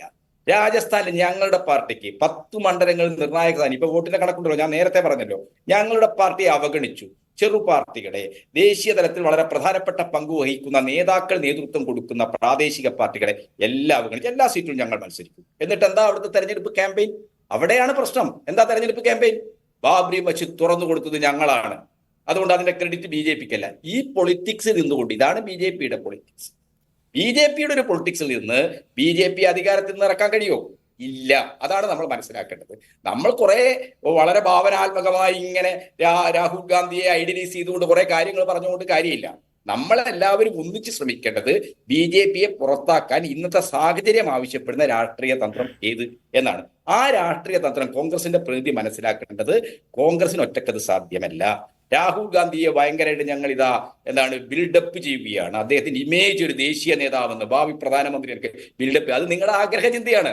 നിങ്ങളുടെ ആഗ്രഹ ചിന്തകൾക്കപ്പുറത്താണ് ഈ രാജ്യത്തിന്റെ യാഥാർത്ഥ്യം. ആ യാഥാർത്ഥ്യം മനസ്സിലാക്കുമ്പോഴാണ് രാജ്യത്തെ ദേശീയ രാഷ്ട്രീയത്തിൽ പ്രധാനപ്പെട്ട പങ്കുവഹിക്കാൻ കഴിയുന്ന എല്ലാ റീജിയണൽ പാർട്ടികളുടെയും, റീജിയണൽ പാർട്ടി എന്ന് പറയുമ്പോൾ കോൺഗ്രസ്സുകാർക്ക് പ്രശ്നമാണ്. കാരണം എന്താണ്? അത് സാമൂഹ്യ നീതി പ്രസ്ഥാനങ്ങളാണ്, പിന്നോക്ക സമുദായ അടിസ്ഥാനത്തിലുള്ള പാർട്ടികളാണ് അതൊക്കെ തന്നെ. അപ്പൊ ആ പിന്നോക്ക വിഭാഗത്തെ പ്രതിനിധീകരിക്കുന്ന നിതീഷ് കുമാർ, സമാജ്വാദി പാർട്ടിയുടെ അഖിലേഷ് യാദവ്, ഈ ജയകാന്ത് ചൗധരി, ഇങ്ങനെ നിരവധി ആളുകളുണ്ട്. ഇവരുടെയൊക്കെ നേതൃത്വത്തിലുള്ള കക്ഷികളെ നമുക്ക് ഏകോപിപ്പിക്കാൻ കഴിയും, പ്രാദേശിക പാർട്ടികളെ നമുക്ക് ഏകോപിപ്പിക്കാൻ കഴിയും. അങ്ങനെ ഏകോപിച്ച് ദേശീയ തലത്തിൽ ഓരോ സ്ഥലത്തും, ഇപ്പം എല്ലാ സ്ഥലത്തും നമുക്ക് മുന്നണിയിൽ ആരൊക്കെ മത്സരിക്കാൻ, അതൊക്കെ പ്രാദേശികമായി തീരുമാനിക്കേണ്ടി വരും. അങ്ങനെ പ്രാദേശിക തലത്തിൽ തീരുമാനിച്ച് പരമാവധി വോട്ടുകൾ BJP-ക്കെതിരായിട്ട് ഏകോപിപ്പിക്കണം.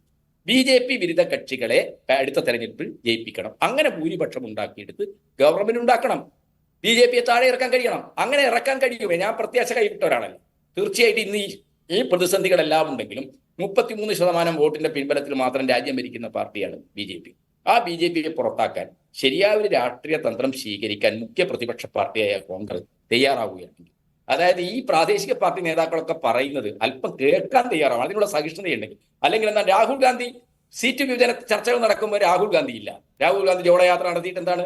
കോൺക്രീറ്റ് ആയിട്ട് BJP-യെ തോൽപ്പിക്കാനുള്ള സമരമുഖത്ത് ആ സമരത്തിന് നേതൃത്വം കൊടുക്കുന്ന, തെരഞ്ഞെടുപ്പ് തന്ത്രം ആവിഷ്കരിക്കുന്നിടത്ത് രാഹുൽ ഗാന്ധി വരണ്ടേ? രാഹുൽ ഗാന്ധി പറയണ്ടേ ഗെഹ്ലോട്ടിനോട്, ഇതാ ഇങ്ങനെ കളിച്ചാൽ ശരിയാവില്ല, നമ്മളൊരു മുഖ്യ കക്ഷിയാണ് CPM ഉൾപ്പെടെ, CPM-ന്റെ ഞാൻ പേര് പറയുന്നു മാത്രം, CPM ഉൾപ്പെടെയുള്ള പാർട്ടികൾ ഉൾപ്പെടുത്തണം. മധ്യപ്രദേശിലെ ചെറു പാർട്ടികളെ ഉൾപ്പെടുത്തിയാൽ എന്തായിരുന്നു തെറ്റ്? സമാജ്വാദി പാർട്ടി ഉൾപ്പെടുത്തിയാൽ എന്തായിരുന്നു കുഴപ്പം? ഞാൻ വിശ്വസിച്ചത് ഛത്തീസ്ഗഡ് എന്തായാലും കോൺഗ്രസ് തിരിച്ചു വരും. ഛത്തീസ്ഗഡ് തിരിച്ചു വരുന്നതിന് ഇല്ലാതാക്കിയത് കോൺഗ്രസിന്റെ അഹന്തയാണ്. അവിടുത്തെ എത്ര ചെറിയ പാർട്ടികൾ, ഈ ദളിത് ഗിരിവർഗ ഗ്രൂപ്പുകളുണ്ട്, അവരെല്ലാം ഇന്ത്യ മുന്നണിയുടെ കൂടെ നിൽക്കാൻ തയ്യാറായിരുന്നു. പക്ഷെ അവരെ അടുപ്പിച്ചില്ല. അവരെ അടുപ്പിക്കണമെങ്കിൽ സീറ്റ് കൊടുക്കണമല്ലോ. സീറ്റ് കൊടുക്കാൻ അവർ തയ്യാറല്ല. അപ്പൊ ഇങ്ങനെയുള്ള താന്തോന്നികളായ വാർലോഡ്സ് ആണ് കോൺഗ്രസിന്റെ പല സംസ്ഥാനങ്ങളിലെയും നേതാക്കന്മാർ. ആ താന്തോന്നികളായ യുദ്ധപ്രഭുക്കന്മാരെ നിലക്ക് നിർത്തി ഈ രാജ്യം ഇന്ന് നേരിടുന്ന അപകടത്തെ മനസ്സിലാക്കുന്ന, ഈ രാജ്യം ആവശ്യപ്പെടുന്ന ഒരു രാഷ്ട്രീയ തന്ത്രം സ്വീകരിക്കാൻ കഴിയുമോ എന്നുള്ളതാണ് പ്രധാനം. അല്ലാതെ കോലാഹലം ഇപ്പൊ ഉണ്ടാക്കാൻ പറ്റും. ഇപ്പോ എന്റെ സുഹൃത്ത് ഈ കോർപ്പറേറ്റ് ഫണ്ടിങ്ങിനെ കുറിച്ചൊക്കെ വലിയ കാര്യം, തീർച്ചയായിട്ടും BJP കോർപ്പറേറ്റ് ഫണ്ടിങ്ങിന്റെ ബലത്തിലാണ്. പക്ഷെ നിങ്ങൾ കോർപ്പറേറ്റ് ഫണ്ട് സ്വീകരിക്കാതിരിക്കൂ, അതൊരു നയപരമായ പ്രശ്നമാണ്. ഇപ്പോ ഇലക്ട്രൽ ബോണ്ട് അനുസരിച്ചുകൊണ്ട് ഇന്ത്യ രാജ്യത്ത് BJP മാത്രമല്ലോ, സെക്കൻഡ് പാർട്ടി കോൺഗ്രസ് ആണല്ലോ ഈ ഫണ്ട് സ്വീകരിക്കുന്നത്. നിങ്ങൾ ഒരു പുറത്ത് അദാനിക്കെതിരായിട്ട് സംസാരിക്കുമ്പോൾ നിങ്ങൾ കോർപ്പറേറ്റ് ഫണ്ട് സ്വീകരിക്കണം. അപ്പൊ ഈ വിഷയങ്ങളെല്ലാം തന്നെ നമ്മുടെ ഏകളുണ്ട്, നമ്മളെല്ലാം ചർച്ച ചെയ്യുന്നതാണ്. കേരളത്തിൽ മാത്രമല്ല, നിങ്ങളുടെ സ്ഥാനം എത്രാമതാണ്? അതുപോട്ടെ, കോർപ്പറേറ്റ് ഫണ്ട് കിട്ടിയിട്ടെങ്കിലും പ്രവർത്തിക്കാൻ സാധിക്കുമോ എന്നുള്ള ഒരു തർക്കം ഇന്ത്യ മുന്നണിയിലെ പാർട്ടികൾക്കിടയിലുണ്ട്. കോർപ്പറേറ്റ് ഫണ്ട് കിട്ടിയാലെങ്കിലും പ്രവർത്തിക്കാൻ പറ്റുമെന്നുള്ള തർക്കമുണ്ട്. അതല്ല തർക്ക വിഷയം. ഞാൻ മടങ്ങി വരാം അതിഥികളിലേക്ക്. വളരെ പെട്ടെന്ന് ശരിയാണ്. അതിഥികളിലേക്ക് തിരികെ. ശ്രീ ഉണ്ണികൃഷ്ണൻ മാസ്റ്റർ, കർണാടകയെ ഒരു ഉദാഹരണമായിട്ട് എടുക്കുകയാണെങ്കിൽ, കർണാടകയിൽ ബജ്രംഗ് ബലി വിരുദ്ധരാണ് കോൺഗ്രസ് എന്ന പ്രചാരണമായിരുന്നു അവസാന ലാപ്പിൽ BJP മുന്നോട്ട് വെച്ചത്. പ്രധാനമന്ത്രി നരേന്ദ്രമോദി എണ്ണമില്ലാത്തത്ര റാലികളിൽ അവിടെ പങ്കെടുത്തു. പക്ഷേ കോൺഗ്രസ് ടിക്ക് ഓൺ ചെയ്തത് ജനങ്ങളുടെ പ്രശ്നങ്ങളാണ്. വിലക്കയറ്റം മുതൽ അഴിമതി മുതലുള്ള പ്രശ്നങ്ങളാണ്. അവിടെ BJP തോൽക്കേണ്ടി വന്നു. ഇപ്പോൾ ഈ ലോക്സഭാ തെരഞ്ഞെടുപ്പിൽ ഞങ്ങളുടെ പ്രധാനപ്പെട്ട ഇലക്ഷൻ ക്യാമ്പയിൻ വിഷയം ഈ രാമക്ഷേത്രമായിരിക്കും. പ്രധാനമന്ത്രി നരേന്ദ്രമോദി തന്നെ അതിൻ്റെ പ്രചാരണാർത്ഥം യോഗങ്ങളിൽ പങ്കെടുക്കുമെന്ന് BJP ദേശീയ എക്സിക്യൂട്ടീവ് പ്രഖ്യാപിച്ചു കഴിഞ്ഞു. അവിടെയാണ് രാഹുൽ ഗാന്ധി ഈ ഭാരത് ജോഡോ യാത്രയുടെ സെക്കൻഡ് എപ്പിസോഡിൽ ജനകീയ വിഷയങ്ങളുമായി മുന്നോട്ട് വരുന്നത്. ഇത് നിങ്ങൾക്ക് ഭീഷണിയല്ലേ?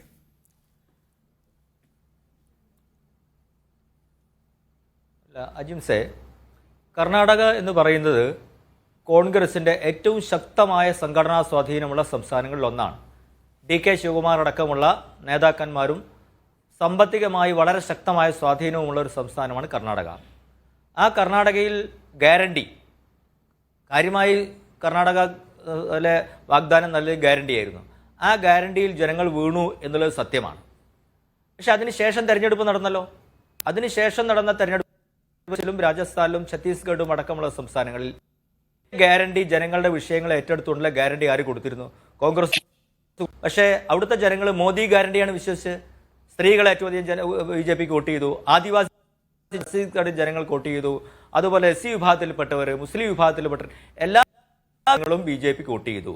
അതുകൊണ്ട് മധ്യപ്രദേശ് പോലെ സംസ്ഥാനങ്ങൾ, ഛത്തീസ്ഗഡ് സംസ്ഥാനങ്ങളിൽ രാജസ്ഥാൻ പോലുള്ള സംസ്ഥാനം കോൺഗ്രസ് ഒരു തിരിച്ചുവരവ് പ്രതീക്ഷിച്ചെല്ലാം തന്നെ BJPയുടെ മോദി നൽകിയ വാഗ്ദാനങ്ങൾ അല്ലെങ്കിൽ ആ സംസ്ഥാന ഗവൺമെന്റ് നൽകിയ വാഗ്ദാനങ്ങൾ, ആ വാഗ്ദാനങ്ങൾ അംഗീകരിച്ചുകൊണ്ട് ജനങ്ങൾ BJPയെ തെരഞ്ഞെടുത്തു. അവിടെ ശിവരാജ് സിംഗ് ചൗഹാൻ, വസുന്ധരാജ് സിദ്ധി ഉണ്ടായിരുന്നു, ഇവരെല്ലാം ഉണ്ടായിരുന്നു. ഇവരെല്ലാം ജയിപ്പിച്ചിട്ടും BJP എന്ന് പറയുന്ന പ്രസ്ഥാനം അത് കൊണ്ട് തന്നെ പുതിയ മുഖ്യമന്ത്രിമാരെ അവർ തെരഞ്ഞെടുപ്പു. ആ മുഖ്യമന്ത്രിയുടെ നേതൃത്വത്തിൽ ഭരണം മുന്നോട്ട് പോയിക്കൊണ്ടിരിക്കുന്നു. അപ്പൊ കർണാടകയിൽ ഞങ്ങൾ പാഠം പഠിച്ചുകൊണ്ട് ആ പാഠം ഉൾക്കൊണ്ടുകൊണ്ടാണ് ഞങ്ങൾ കഴിഞ്ഞ 5 തെരഞ്ഞെടുപ്പിലേക്ക് പോയത്. ആ പാഠം ഞങ്ങൾ പഠിച്ചത് കൊണ്ടാണ് ആ സംസ്ഥാനങ്ങളിൽ വലിയ രീതിയിൽ വിജയിച്ചു. മോദി നിലനിൽക്കുന്നു. എന്താ കർണാടക തെരഞ്ഞെടുപ്പ് മോദി യുഗം അവസാനിച്ചു കഴിഞ്ഞു എന്നല്ലേ പറഞ്ഞത്? പക്ഷേ മോദി യുഗം അവസാനിച്ചിട്ടില്ല. ഈ 3 സംസ്ഥാനങ്ങളിൽ BJPക്ക് വലിയ മുന്നേറ്റം നടത്തി. മണിപ്പൂർ പ്രത്യാഘാതം ഉണ്ട്. മിസോമർ അടക്കമുള്ള സംസ്ഥാനങ്ങളിൽ BJP മുന്നേറി. തെലങ്കാനയിൽ വലിയ മുന്നേറ്റം BJPക്ക് ഉണ്ടായി. സംസ്ഥാനങ്ങളിലെല്ലാം BJPക്ക് വലിയ നേട്ടമുണ്ടായി, മുന്നേറ്റമുണ്ടായി. ഇത് സൂചിപ്പിക്കുന്നത് ജനാധിപത്യത്തിൽ ജനങ്ങളാണ് രാജാക്കന്മാർ. ജനങ്ങളുടെ മനസ്സ് കീഴടക്കുന്നവരാണ് തെരഞ്ഞെടുപ്പിൽ ജയിക്കുക. അങ്ങനെ മനസ്സ് കീഴടക്കാൻ കഴിഞ്ഞത് BJPക്ക് ആണെന്നാൽ തിരിച്ചറിവ് നമുക്കുണ്ടായി. 35 സംസ്ഥാനം കൊല്ലം രാജ്യം ഭരിച്ച ബംഗാൾ തൂത്തെറിഞ്ഞു പോയല്ലോ, ത്രിപുര തൂത്തെറിഞ്ഞു പോയല്ലോ. അപ്പൊ 456 സീറ്റിലധികം വോട്ട് നേടി അധികാരത്തിലിരുന്ന ഒരു കോൺഗ്രസും 2 സംസ്ഥാനങ്ങളിൽ വലിയ മുന്നേറ്റം നടത്തി അധികാരത്തിലേറി ആഫ്റ്റർ നെഹ്റു നമ്പൂതിരിപ്പാറ എന്ന മുദ്രാവാക്യം വിളിച്ചിരുന്ന പാർട്ടിയും CPM-ഉം കോൺഗ്രസും ബലിഞ്ഞൊട്ടി ഒന്ന് ഉറക്കെ കരയാൻ പോലും കഴിയാത്ത വിധം പാർലമെന്റിൽ ദുർബലമായിരിക്കുന്നു, സംസ്ഥാനങ്ങളിൽ ദുർബലമായിരിക്കുന്നു. ഇത്തരം ഒരു സാഹചര്യത്തിൽ ഞങ്ങൾ പ്രതിപക്ഷം ദുർബലമാവണമെന്ന് ആഗ്രഹിക്കുന്നു. നിങ്ങൾ ഒരുമിച്ച് മത്സരിക്കുക. നിങ്ങൾ ഒരുമിച്ച് മത്സരിച്ച ത്രിപുരയിൽ ഞങ്ങൾ നേട്ടമുണ്ടാക്കി. നിങ്ങൾ ഒരുമിച്ച് മത്സരിച്ച UP-യിലെ തെരഞ്ഞെടുപ്പിൽ ഞങ്ങൾ ഇതൊക്കെ ജോഡായിരുന്നു. അപ്പൊ ന്യായയാത്ര നിങ്ങൾ നടത്തുന്നത് ഞങ്ങളെതിരല്ല. രാഷ്ട്രീയ പാർട്ടി എന്ന നിലയിൽ നിങ്ങൾ ന്യായയാത്ര നടത്തിക്കോ. രാഹുൽ ഗാന്ധിക്കെതിരെ സ്ഥാനാർത്ഥിയെ നിർത്താതിരിക്കാൻ CPM തയ്യാറാവുമോ? നേതാവ് രാഹുൽ ഗാന്ധിയാണല്ലോ, ഇന്ത്യ മുന്നണിയുടെ നേതാവ് രാഹുൽ ഗാന്ധിയാണല്ലോ. ഇന്ത്യ മുന്നണിയിൽ CPM കോൺഗ്രസും ഉണ്ടല്ലോ. കേരളത്തിൽ നിങ്ങൾ എന്താ ചെയ്യുക? കേരളത്തിലെ ജനങ്ങളോട് നിങ്ങൾ മറുപടി തരും.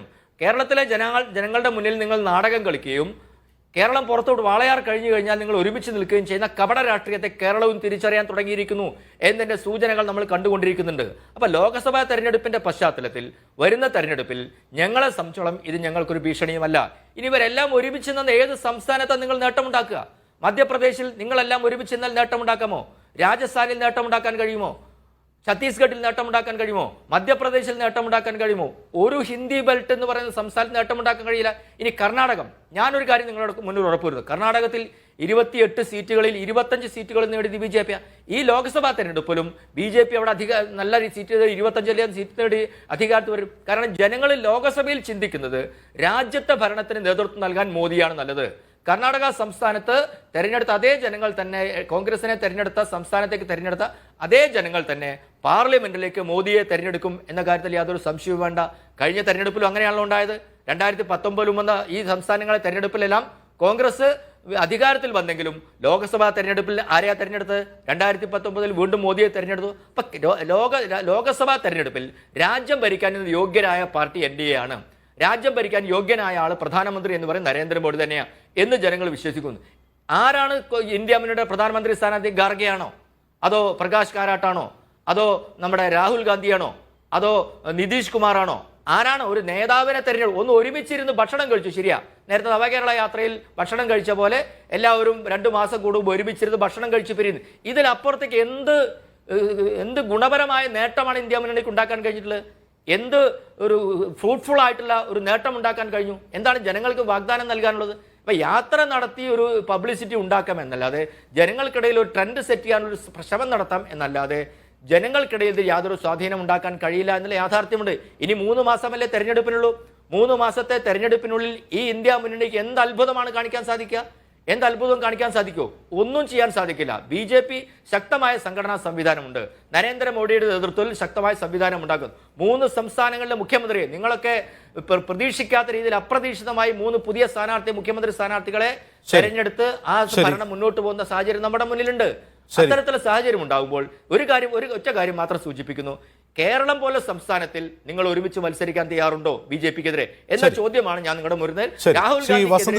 ഞാൻ ഉണ്ണികൃഷ്ണൻ മാസ്റ്റർ പറഞ്ഞത് സാഗൂതം വളരെ ശ്രദ്ധയോടെ കേട്ടിരിക്കുകയായിരുന്നു. അദ്ദേഹം പറഞ്ഞതിന്റെ ആകത്തുക കോൺഗ്രസ് എവിടെയാണ് ജയിക്കുന്നത്? കോൺഗ്രസ് ജയിക്കുന്നത് സംഘടനയുള്ളിടത്താണ്. സംഘടന ദുർബലമായെടുത്ത് കോൺഗ്രസ് തോൽക്കുന്നു. അത് കോൺഗ്രസിന് മാത്രമല്ല, ഏത് പാർട്ടിയാണെങ്കിലും. ഇപ്പോൾ CPM-നാണെങ്കിലും ശക്തമായ സംഘടനയുള്ളത് CPM ഭരണ തുടർച്ചയുണ്ടാകുന്നു കേരളത്തിൽ. മറ്റേത് പാർട്ടിക്കും, ഇപ്പോൾ തൃണമൂൽ കോൺഗ്രസ് ആവട്ടെ, അവർക്ക് സംഘടനയുണ്ട്. അപ്പോൾ സംഘടനയുണ്ടെങ്കിൽ BJP അതിജയിക്കാൻ കഴിയുന്ന സത്യമാണ് ഉണ്ണികൃഷ്ണൻ മാസ്റ്റർ പറയുന്നത്. നിങ്ങൾ ഈ തെരഞ്ഞെടുപ്പിന് 3 മാസം മാത്രമുള്ളപ്പോൾ സംഘടന ഉണ്ടാക്കാൻ വേണ്ടി ജാഥയ്ക്ക് ഇറങ്ങിയിരിക്കുകയാണ്. അത് എത്രമാത്രം പ്രാക്ടിക്കലാണ് ശ്രീവാസൻ തെങ്ങുമുള്ളി? ജിംസേ, അതിന് ഉത്തരം പറയുന്നതിന് മുമ്പ് ഈ CPM പ്രതിനിധിയുടെ ചില ജൽപ്പനങ്ങൾക്ക് എനിക്ക് ഉത്തരം പറയാതിരിക്കാൻ പറ്റില്ല. ഒന്ന്, അദ്ദേഹം പറഞ്ഞത് ഇന്ത്യ മുന്നണി ഉണ്ടാക്കിയത് കോൺഗ്രസ് അല്ല, അതിൽ കോൺഗ്രസിന് വലിയ പങ്കൊന്നുമില്ല. അദ്ദേഹം പറയാൻ കാര്യം, ഇന്ത്യ മുന്നണി യോഗത്തിലേക്ക്, കോർഡിനേഷൻ കമ്മിറ്റിയിലേക്ക് CPMന്റെ പ്രതിനിധിയെ CPM വിടാത്തത് കൊണ്ട് ഇവരറിയാത്തതാവാം. അതുകൊണ്ടായിരിക്കും അദ്ദേഹം ഇന്ത്യ മുന്നണി യോഗവുമായി ബന്ധപ്പെട്ട്, അല്ലെങ്കിൽ ഇന്ത്യ മുന്നണി എന്ന സങ്കല്പവുമായി ബന്ധപ്പെട്ട് ചില അബദ്ധധാരണകൾ വിളിച്ചു പറഞ്ഞത്. അതുകൊണ്ടാണെന്ന് ഞാൻ വിശ്വസിക്കുകയാണ്. അപ്പൊ ഇന്ത്യ മുന്നണിയുടെ അടിത്തറ, വിശാല അടിത്തറ ഉണ്ടാക്കണം എന്നൊക്കെ ഞങ്ങൾക്ക് ക്ലാസ് എടുത്ത ഈ ചർച്ചയിലെ ഇടതു പ്രതിനിധിയെങ്കിലും ഇന്ത്യ മുന്നണി യോഗത്തിന്റെ കോർഡിനേഷൻ കമ്മിറ്റിയിലേക്ക് പറഞ്ഞയക്കാൻ CPM തയ്യാറാവണം എന്നതാണ് എന്റെ ഒന്നാമത്തെ വാദം. രണ്ടാമത്, ഈ ഭാരത് ജോഡോ യാത്ര, ആ ജോഡോ യാത്രയാണ് സമകാലിക ഇന്ത്യ കണ്ട 90-കൾക്ക് ശേഷം നെഗറ്റീവ് ആണെങ്കിൽ പോലും രഥയാത്രയ്ക്ക് ശേഷം ഇന്ത്യ കണ്ട ഏറ്റവും വലിയ പൊളിറ്റിക്കൽ എക്സസൈസ്. അത് ജോഡോ യാത്രയാണ്. അങ്ങ് എന്നോട് അതിന്റെ എതിർപ്പ് പറയില്ലല്ലോ. ആ ജോഡോ യാത്രയാണ് പ്രതിപക്ഷത്തെ ഒന്നിച്ചു കൊണ്ടുവരുവാൻ വേണ്ടി കോൺഗ്രസ് എടുത്ത, പ്രതിപക്ഷത്തെ മറ്റ് മുഖ്യ കക്ഷികൾ എടുത്ത ഒന്നാമത്തെ വേദി ആ ജോഡോ യാത്രയാണ്. ആ ജോഡോ യാത്രയുടെ അവസാന വേദിയിലേക്ക് ക്ഷണമുണ്ടായിട്ട് പോലും പങ്കെടുക്കാതിരുന്നത് CPM ആണ്. ഒന്ന്. രണ്ട്, അദ്ദേഹം പറഞ്ഞത് 3-ാം മുന്നണി എന്ന സങ്കല്പം ഞങ്ങൾ പണ്ടേക്ക് പണ്ടേ ഉപേക്ഷിച്ചതാണ്. ഏതാണ് ഈ പണ്ടേക്ക് പണ്ടേ സാർ? 2014 നിങ്ങൾ ഉപേക്ഷിച്ചോ? 2019 നിങ്ങൾ ഉപേക്ഷിച്ചോ? എല്ലാ കാലത്തും 3-ാം മുന്നണി എന്നൊരു പേര് കേൾക്കുന്നുണ്ടെങ്കിൽ അതിന്റെ വാലറ്റത്ത് ഇടത് കൊടിയും പിടിച്ചുകൊണ്ട്, ചുമന്ന കൊടിയും പിടിച്ചുകൊണ്ട് ഇടത് കിങ്കരന്മാർ ഉണ്ടായിരുന്നില്ലേ? ഹൈദരാബാദിൽ പിണറായി വിജയൻ പോയി 3-ാം മുന്നണി യോഗത്തിന് വേണ്ടി കോപ്പ് കൂട്ടാൻ വേണ്ടി പോയത് ആർക്ക് വേണ്ടിയാണ് സാർ? അവിടെ കോൺഗ്രസ് ഇപ്പോൾ തെലങ്കാനയിൽ തോപ്പിച്ച അവിടുത്തെ KCR അടക്കമുള്ളവർ ഇനി ഏത് പാളയത്തിലേക്കാണ് പോകാൻ പോകുന്നത്? അത് BJP പാളയത്തിലേക്കാണ്. KCRനെ പ്രധാനമന്ത്രി സ്ഥാനാർത്ഥിയാക്കി ഉയർത്തി കാണിച്ചുകൊണ്ട് 3-ാം മുന്നണി യോഗം ഉണ്ടാക്കണമെന്ന് പറഞ്ഞുകൊണ്ട് ഈ ഒരു വർഷത്തിന് മുമ്പല്ലേ, ഒരു വർഷം പോലും ആയില്ലല്ലോ, പിണറായി വിജയൻ ഹൈദരാബാദിന് ഫ്ലൈറ്റ് കയറിയിട്ട് അവിടെ പോയി നിങ്ങൾ പൂവിട്ട് വിതറിയ ചിത്രങ്ങളൊക്കെ മീഡിയാവന്റെ ആർക്കൈവ്സിൽ കാണും. ഈ ചർച്ച കഴിയുന്നതിന് മുമ്പ് അജിംസ് അത് വേണമെങ്കിൽ പ്ലേ ചെയ്ത് തരും സാർ. അപ്പോ അങ്ങനത്തെ വർത്താനമൊന്നും ഞങ്ങളെ പറഞ്ഞ് പഠിപ്പിക്കരുത്. 3-ാം മുന്നണി എന്നത് പ്രതിപക്ഷ ഐക്യത്തിന്റെ കടക്കൽ വെക്കുന്ന, വേരിൽ വെക്കുന്ന കത്തിയാണ് എന്ന് തിരിച്ചറിയുന്ന ഒരാളും ആ പണിക്ക് നിൽക്കില്ല. പക്ഷെ നിങ്ങൾ ആ പണിക്ക് നിന്നു, CPIM. അതുകൊണ്ടാണ് നിങ്ങളുടെ കേരള ഘടകത്തെ ഞങ്ങൾ BJPയുടെ B ടീം എന്ന് വിളിക്കുന്നത്. തമിഴ്നാട്ടിൽ ഈ യാത്രയ്ക്ക് നിങ്ങളെല്ലാ സെമിനാറിനും വിളിച്ചു വരുത്തുന്ന DMKയുടെ നേതാവ് ശ്രീ സ്റ്റാലിൻ, ആ സ്റ്റാലിനാണ് ഈ യാത്രയ്ക്ക് ആദ്യം കൊടി ഉയർത്തി തന്നുകൊണ്ട് ഇന്ത്യയുടെ കൊടി ഉയർത്തി രാഹുൽ ഗാന്ധിയുടെ കയ്യിൽ വെച്ച് തന്ന് ഈ യാത്ര ആരംഭിക്കാൻ തുടക്കം കുറിക്കുന്നത്. എന്നാൽ രണ്ടാമത്തെ സംസ്ഥാനം ഇന്ത്യ മുന്നണി ഭരിക്കുന്ന, ഇന്ത്യ മുന്നണി എന്ന് സാർ പറഞ്ഞതുകൊണ്ടാണ് ഞാൻ വീണ്ടും വീണ്ടും അത് ആവർത്തിക്കുന്നത്. ഇന്ത്യ മുന്നണിയിൽ ഉൾപ്പെടുന്ന, നിങ്ങൾ ഉൾപ്പെടുന്നുവെന്ന് നിങ്ങൾ തന്നെ പറയുന്ന അതേ CPM ഭരിക്കുന്ന കേരളത്തിലേക്ക് കയറിയപ്പോ DYFയുടെ ആക്രമണം ഏത് രീതിയിലായിരുന്നു ഈ ജാഥയ്ക്ക് നേരെ? CPMന്റെ സംസ്ഥാന സെക്രട്ടേറിയറ്റ് അംഗമായ നിങ്ങളുടെ യുവ നേതാവ് ഈ യാത്ര വിളിച്ചത് കണ്ടെയ്നർ യാത്രയെന്നാ. BJPയുടെ നാഷണൽ ലെവലിലുള്ള, നോർത്ത് ഈസ്റ്റ് ലെവലിലുള്ള ഒരു നേതാവ് പോലും ഈ യാത്രയെ സോഷ്യൽ മീഡിയയിൽ കടന്നാക്രമിക്കാൻ ഭയന്ന് നിന്നെടുത്ത്, ആശങ്കപ്പെട്ട് നിന്നെടുത്ത്, ആലോചിച്ച് നിന്നെടുത്ത് ഏറ്റവും ആദ്യം ആക്രമണവുമായി ഇറങ്ങി പുറപ്പെട്ടത് നിങ്ങളാ, CPIM. അതുകൊണ്ട് അത് ഞങ്ങളെ പഠിപ്പിക്കാൻ നിങ്ങൾ നിൽക്കാതിരിക്കുന്നതായിരിക്കും നല്ലത്. രണ്ട്, നിങ്ങൾ പറഞ്ഞു നിങ്ങൾക്ക് രാജസ്ഥാനിൽ സീറ്റ് തന്നില്ല, നിങ്ങൾക്ക് മധ്യപ്രദേശിൽ സീറ്റ് തന്നില്ല. CPIക്ക് അവിടെ സീറ്റ് കൊടുത്തില്ലേ? നിങ്ങളെക്കാൾ വോട്ട് കൂടുതലുള്ള CPIക്ക് ഞങ്ങൾ വോട്ട് കൊടുത്തില്ലേ? പക്ഷെ നിങ്ങൾ വന്നിട്ട് നിങ്ങൾക്ക് 0.32% വോട്ടുണ്ട്, 0.0% വോട്ടുണ്ട്, അതുകൊണ്ട് ഞങ്ങൾക്ക് 10 സീറ്റ് വേണം, 20 സീറ്റ് വേണം എന്ന് പറഞ്ഞാൽ അതിന് സൗകര്യമുണ്ടാവില്ല. CPMനെ മുന്നണിയിൽ ചേർക്കുന്നതിലും ഭേദം നോട്ടെ പിടിച്ച് മുന്നണിയിൽ ചേർക്കുന്നതാണ് എന്ന അവസ്ഥ ഈ രാജ്യത്തെ തെരഞ്ഞെടുപ്പുകൾ വ്യക്തമാക്കി തരുന്നില്ലേ? തെരഞ്ഞെടുപ്പ് റിസൾട്ടുകൾ വ്യക്തമാക്കി തരുന്നില്ലേ? മധ്യപ്രദേശിലെയും രാജസ്ഥാനിലെയും ഛത്തീസ്ഗഡിലെയും തെരഞ്ഞെടുപ്പ് ഫലം കണ്ടാൽ താങ്കൾ ഇത്ര അറഗന്റ് ആവില്ല. ഈ നോട്ടയ്ക്ക് കിട്ടിയ വോട്ടിനേക്കാൾ കുറഞ്ഞ വോട്ടിന് നിങ്ങൾ തോറ്റുപോയിട്ടുണ്ട് പലയിടത്തും. അല്ല, ഉണ്ട് അജിംസേ. രാജസ്ഥാനിൽ 40 എടുത്ത് റിബൽ ഉണ്ടായിരുന്നു, ഞാൻ അക്സെപ്റ്റ് ചെയ്യുന്നു. അത് ഞങ്ങളുടെ സംഘടനാ ദൗർബല്യം തന്നെയാണെന്നേ. 40 സീറ്റുകളിൽ റിബൽ ഉണ്ടായിരുന്നു. അങ്ങ് ആ തെരഞ്ഞെടുപ്പുമായി ബന്ധപ്പെട്ട് അവിടെ യാത്ര ചെയ്തൊരു മാധ്യമ പ്രവർത്തകനാണല്ലോ. 40 സീറ്റിൽ റിബൽ ഉണ്ടാകുമ്പോൾ 80 സീറ്റിൽ അത് ബാധിക്കും, ഒരു സംശയവും വേണ്ട. അത് ഞങ്ങളുടെ പ്രശ്നമാണ്, സംഘടനാ ദൗർബല്യമാണ്, അക്സെപ്റ്റ് ചെയ്യുന്നു. പക്ഷേ ഒരു ഇന്ത്യ മുന്നണി എന്ന് പറയുന്ന പ്രതിപക്ഷ ഐക്യത്തിന് കടക്കൽ കത്തിവെച്ചുകൊണ്ട് മൂന്നാൾ പണി ചെയ്ത പുറകിൽ നിന്ന് കുത്തിയ CPM ഞങ്ങളെ ചരിത്ര പ്രസംഗം പഠിപ്പിക്കാൻ വരുമ്പോഴാണ് ഈ പ്രശ്നം ഉണ്ടാവുന്നത്. ഞാൻ ചോദിക്കട്ടെ, CPM-നെ മുന്നണിയിൽ എടുക്കുന്നതിന് നല്ല നോട്ട് എടുക്കുന്നതാണെന്നുള്ള അവസ്ഥ റിസൾട്ടുകളിൽ വ്യക്തമാകുന്നില്ലേ? എവിടെയാണ് ജോഡോ യാത്രയ്ക്ക് പിന്തുണയുമായി CPM ഉണ്ടായിരുന്നത്? അവസാന യോഗത്തിലെത്തിയോ? ആദ്യം ഞാൻ പറഞ്ഞല്ലോ, ജോഡോ യാത്രയുടെ തുടക്കത്തിൽ ഇതിനെ കണ്ടെയ്നർ യാത്ര എന്ന് വിളിച്ച് അവഹേളിച്ചു. കേരളത്തിൽ ഒട്ടുക്കും ജോഡോ യാത്ര കടന്നു പോകുമ്പോൾ രാഹുൽ ഗാന്ധിക്ക് നേരെ ബാനറുകൾ കെട്ടി പ്രതിഷേധിച്ചു. അതിനുശേഷം ഈ ജോഡോ യാത്ര കാശ്മീരിൽ അവസാനിച്ചപ്പോ ആ യോഗത്തിലേക്ക് വിളിച്ചത് അവിടെ പ്രതിപക്ഷ കക്ഷികളുടെ ഒരു കോർഡിനേഷൻ കമ്മിറ്റി രൂപീകരിക്കാൻ അതിന്റെ ഒരു തുടക്കമായിട്ടാണ് ജോഡോ യാത്രയുടെ അവസാന വേദിയെ കോൺഗ്രസ് കൈകാര്യം ചെയ്തത്. ഞങ്ങൾ കണ്ടത് അവിടേക്കാണ് CPM-നെ ക്ഷണിച്ചത്. വരില്ല എന്ന് പറഞ്ഞില്ലേ, മാറി നിന്നില്ലേ, മൂന്നാം മുന്നണി ഉണ്ടാക്കാൻ പോയില്ല. അതുകൊണ്ട് ആ ചരിത്ര പ്രസംഗം, ആ ഉപദേശം അത് ഞങ്ങൾക്ക് ആവശ്യമില്ല. അങ്ങേക്ക് ഇതിൽ കൂടുതൽ ഇന്ത്യ മുന്നണിയുമായി ബന്ധപ്പെട്ട് പറയാനുണ്ടെങ്കിൽ ദയവ് ചെയ്ത് CPM-ന്റെ പ്രതിനിധിയായി ഇന്ത്യ മുന്നണിയുടെ കോർഡിനേഷൻ കമ്മിറ്റിയിൽ വന്ന് അവിടെ മുതിർന്ന നേതാക്കൾക്ക് പറഞ്ഞു കൊടുത്താൽ വലിയ ഉപകാരം ഉണ്ടാകും എന്നുള്ളതാണ്. എന്റെ ക്വസ്റ്റിലേക്ക് വസന്ത്, എനിക്ക് സമയം കുറവുണ്ട്. എന്റെ ക്വസ്റ്റ്യൻ ഇതായിരുന്നു, ഈ തെരഞ്ഞെടുപ്പിന് ഇത്രയും 100 ദിവസം മാത്രം ഉള്ളപ്പോൾ നിങ്ങൾ ജാഥ നടത്തുകയാണ് വേണ്ടത്, സംഘടന ഉണ്ടാക്കുക, എന്താണ് നിങ്ങൾക്ക് അതിലൊരു കൺഫ്യൂഷൻ ഉണ്ടോ? ഒരിക്കലും ഇല്ലല്ലോ. ഞാൻ പറഞ്ഞല്ലോ, ഈ ജാഥയുടെ പ്രഥമ ലക്ഷ്യങ്ങളിൽ ഒന്ന് സംഘടനയെ ശക്തിപ്പെടുത്തുക എന്നത് തന്നെയാണ്. അത് അറ്റ് എ ഗ്ലാൻസ് കോൺഗ്രസ് പോലെ ഇത്ര വലിയ വിശാല ജനാധിപത്യ കാഴ്ചപ്പാടുള്ള പാർട്ടിക്ക് ഒറ്റയടിക്ക് നടപടി ആവില്ല എന്ന് അജിംസിനും അറിയാമല്ലോ. അതിന്റെ തുടക്കമാണ്, അതൊരു പ്രതീക്ഷയാണ് ഈ യാത്ര എന്നുള്ളതാണ് എന്റെ പോയിന്റ്. ശരി, ശ്രീ KT കുഞ്ഞിക്കണ്ണൻ, നമുക്ക് സമയം വളരെ കുറവുണ്ട്, വളരെ ചുരുക്കി. അതായത് ഇനി ഈ പറയുന്ന ഇന്ത്യ മുന്നണി എന്ന എക്സൈസ് പോലും പൂർണ്ണ വിജയത്തിലെത്തണം എന്നില്ല. അതിലെ പ്രധാനപ്പെട്ട കോൺഗ്രസ് തന്നെ പല സംസ്ഥാനങ്ങളിലും സംഘടനാ ദൗർബല്യമുണ്ട്, അവർക്ക് സംഘടന ഉണ്ടാക്കിയെടുക്കണം. അപ്പോൾ വസന്ത് പറയുന്നത് കേട്ടാൽ തന്നെ ഈ യാത്രകൾ തന്നെ ഒരു പ്രതീക്ഷയാണ്. അത് പലവട്ടം യാത്രകൾ നടത്തി, ഗാന്ധിജി നടത്തിയ യാത്രകൾ എപ്പോഴാണ് സ്വാതന്ത്ര്യത്തിലേക്ക് എത്തിയത് അതുപോലെ ആയിരിക്കും. അത്ര ഒരു വിദൂര സ്വപ്നമാണ്, അങ്ങനെ തോന്നുന്നുണ്ടോ? ഞാനതൊരു വിദൂര സ്വപ്നമായിട്ട് കാണുന്നില്ല. കോൺഗ്രസിന്റെ യാത്രയല്ല. കോൺഗ്രസ് പാർട്ടി ചിന്തിക്കുന്നത് അവരുടെ കോഴി കൂവിയാലേ നേരം വെളുക്കുന്നതാണ്. അങ്ങനെയൊന്നും ചിന്തിക്കേണ്ട ഒരു കാലമല്ല ഇത്. കോൺഗ്രസ് അതിലൊരു പ്രധാനപ്പെട്ട കക്ഷിയാണ്.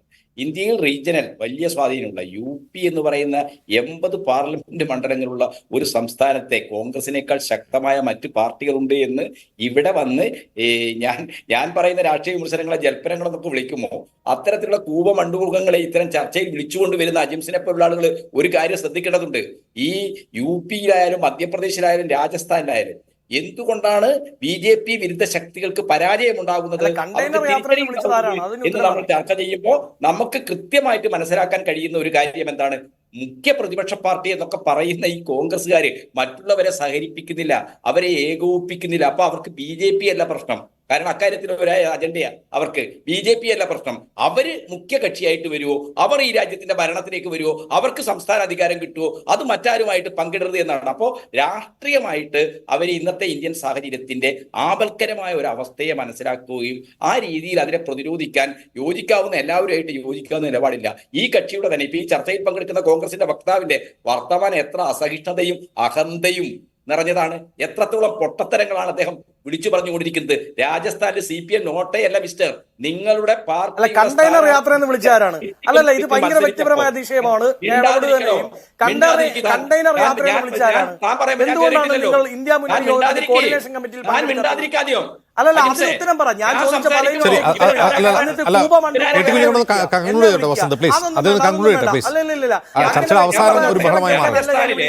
ഞങ്ങളുടെ സ്ഥാനാർത്ഥി സിറ്റിംഗ് സീറ്റായിരുന്നു ഞങ്ങളുടെ മണ്ഡലത്തിൽ. ചോദിച്ചാൽ ഉത്തരം പറയുന്നത് 1116 വോട്ടില് കോൺഗ്രസിന് കിട്ടിയ എത്രയെന്നറിയോ? 3500 ചില്ലാനം വോട്ട്. കഴിഞ്ഞ പ്രാവശ്യം കോൺഗ്രസിന് അവിടെ കിട്ടിയത് 35,000 ചില്ലാനം വോട്ട്. ഈ പ്രാവശ്യം അവിടെ മത്സരിച്ച കോൺഗ്രസ് സ്ഥാനാർത്ഥി BJP സ്ഥാനാർത്ഥിയുടെ അനന്തിരവൻ, BJP സ്ഥാനാർത്ഥി അവിടെ ജയിച്ചു. ഇതാണ് കോൺഗ്രസ്. അനന്തിരവ ബന്ധം, അമ്മാമൻ അനന്തിര ബന്ധമാണ് BJPയും കോൺഗ്രസ് തമ്മിലുള്ളത്. ഈ കാര്യമൊക്കെ മനസ്സിലാക്കിയിട്ട് കോൺഗ്രസിന്റെ നയം തിരുത്തിക്കുകയാണ് വേണ്ടത്. ആ നയം തിരുത്തിക്കലുമായി ബന്ധപ്പെട്ട് കോൺഗ്രസ് ശക്തമായ BJP വിരുദ്ധ നിലപാട് എടുക്കുന്നു എന്ന കാര്യം ഇന്ത്യയിലെ ജനങ്ങളെ ഇന്ത്യ മുന്നണി യോഗത്തിലേക്ക് വിടൂ. ആ നയം തിരുത്തിക്കാൻ നിങ്ങൾ ഇനിഷ്യേറ്റീവ് എടുക്കൂ, അതാണ് പറഞ്ഞത്. ശരി, അതിനുള്ള ഉത്തരമുണ്ടോ? ഇല്ലല്ലോ. പക്ഷേ ഈ ഒരു വൈര്യനിര്യാതന ബുദ്ധിയുമൊന്നും ദേശീയ തലത്തിൽ കോൺഗ്രസും CPM തമ്മിൽ ഇല്ല എന്നുള്ളതാണ് ഉണ്ണികൃഷ്ണ മാസ്റ്റർ ചൂണ്ടിക്കാട്ടുന്നത്. ഇവിടെ അടിക്കുന്നത് പോലെ അവിടെ അടിക്കുമോ എന്ന ചോദ്യം കൂടി ഉന്നയിക്കുന്നു. എന്തായാലും ഇന്ത്യ മുന്നണിയുടെ കെട്ടിപ്പടുക്കലിന് ഈ യാത്ര സഹായകരമാകുമോ എന്നുള്ളതാണ് കാത്തിരുന്ന് കാണേണ്ടത്. വളരെ നന്ദി ശ്രീ കുഞ്ഞിക്കണ്ണൻ, ശ്രീ വസന്ത്, ശ്രീ ഉണ്ണികൃഷ്ണ മാസ്റ്റർ. ഒരിടവേള.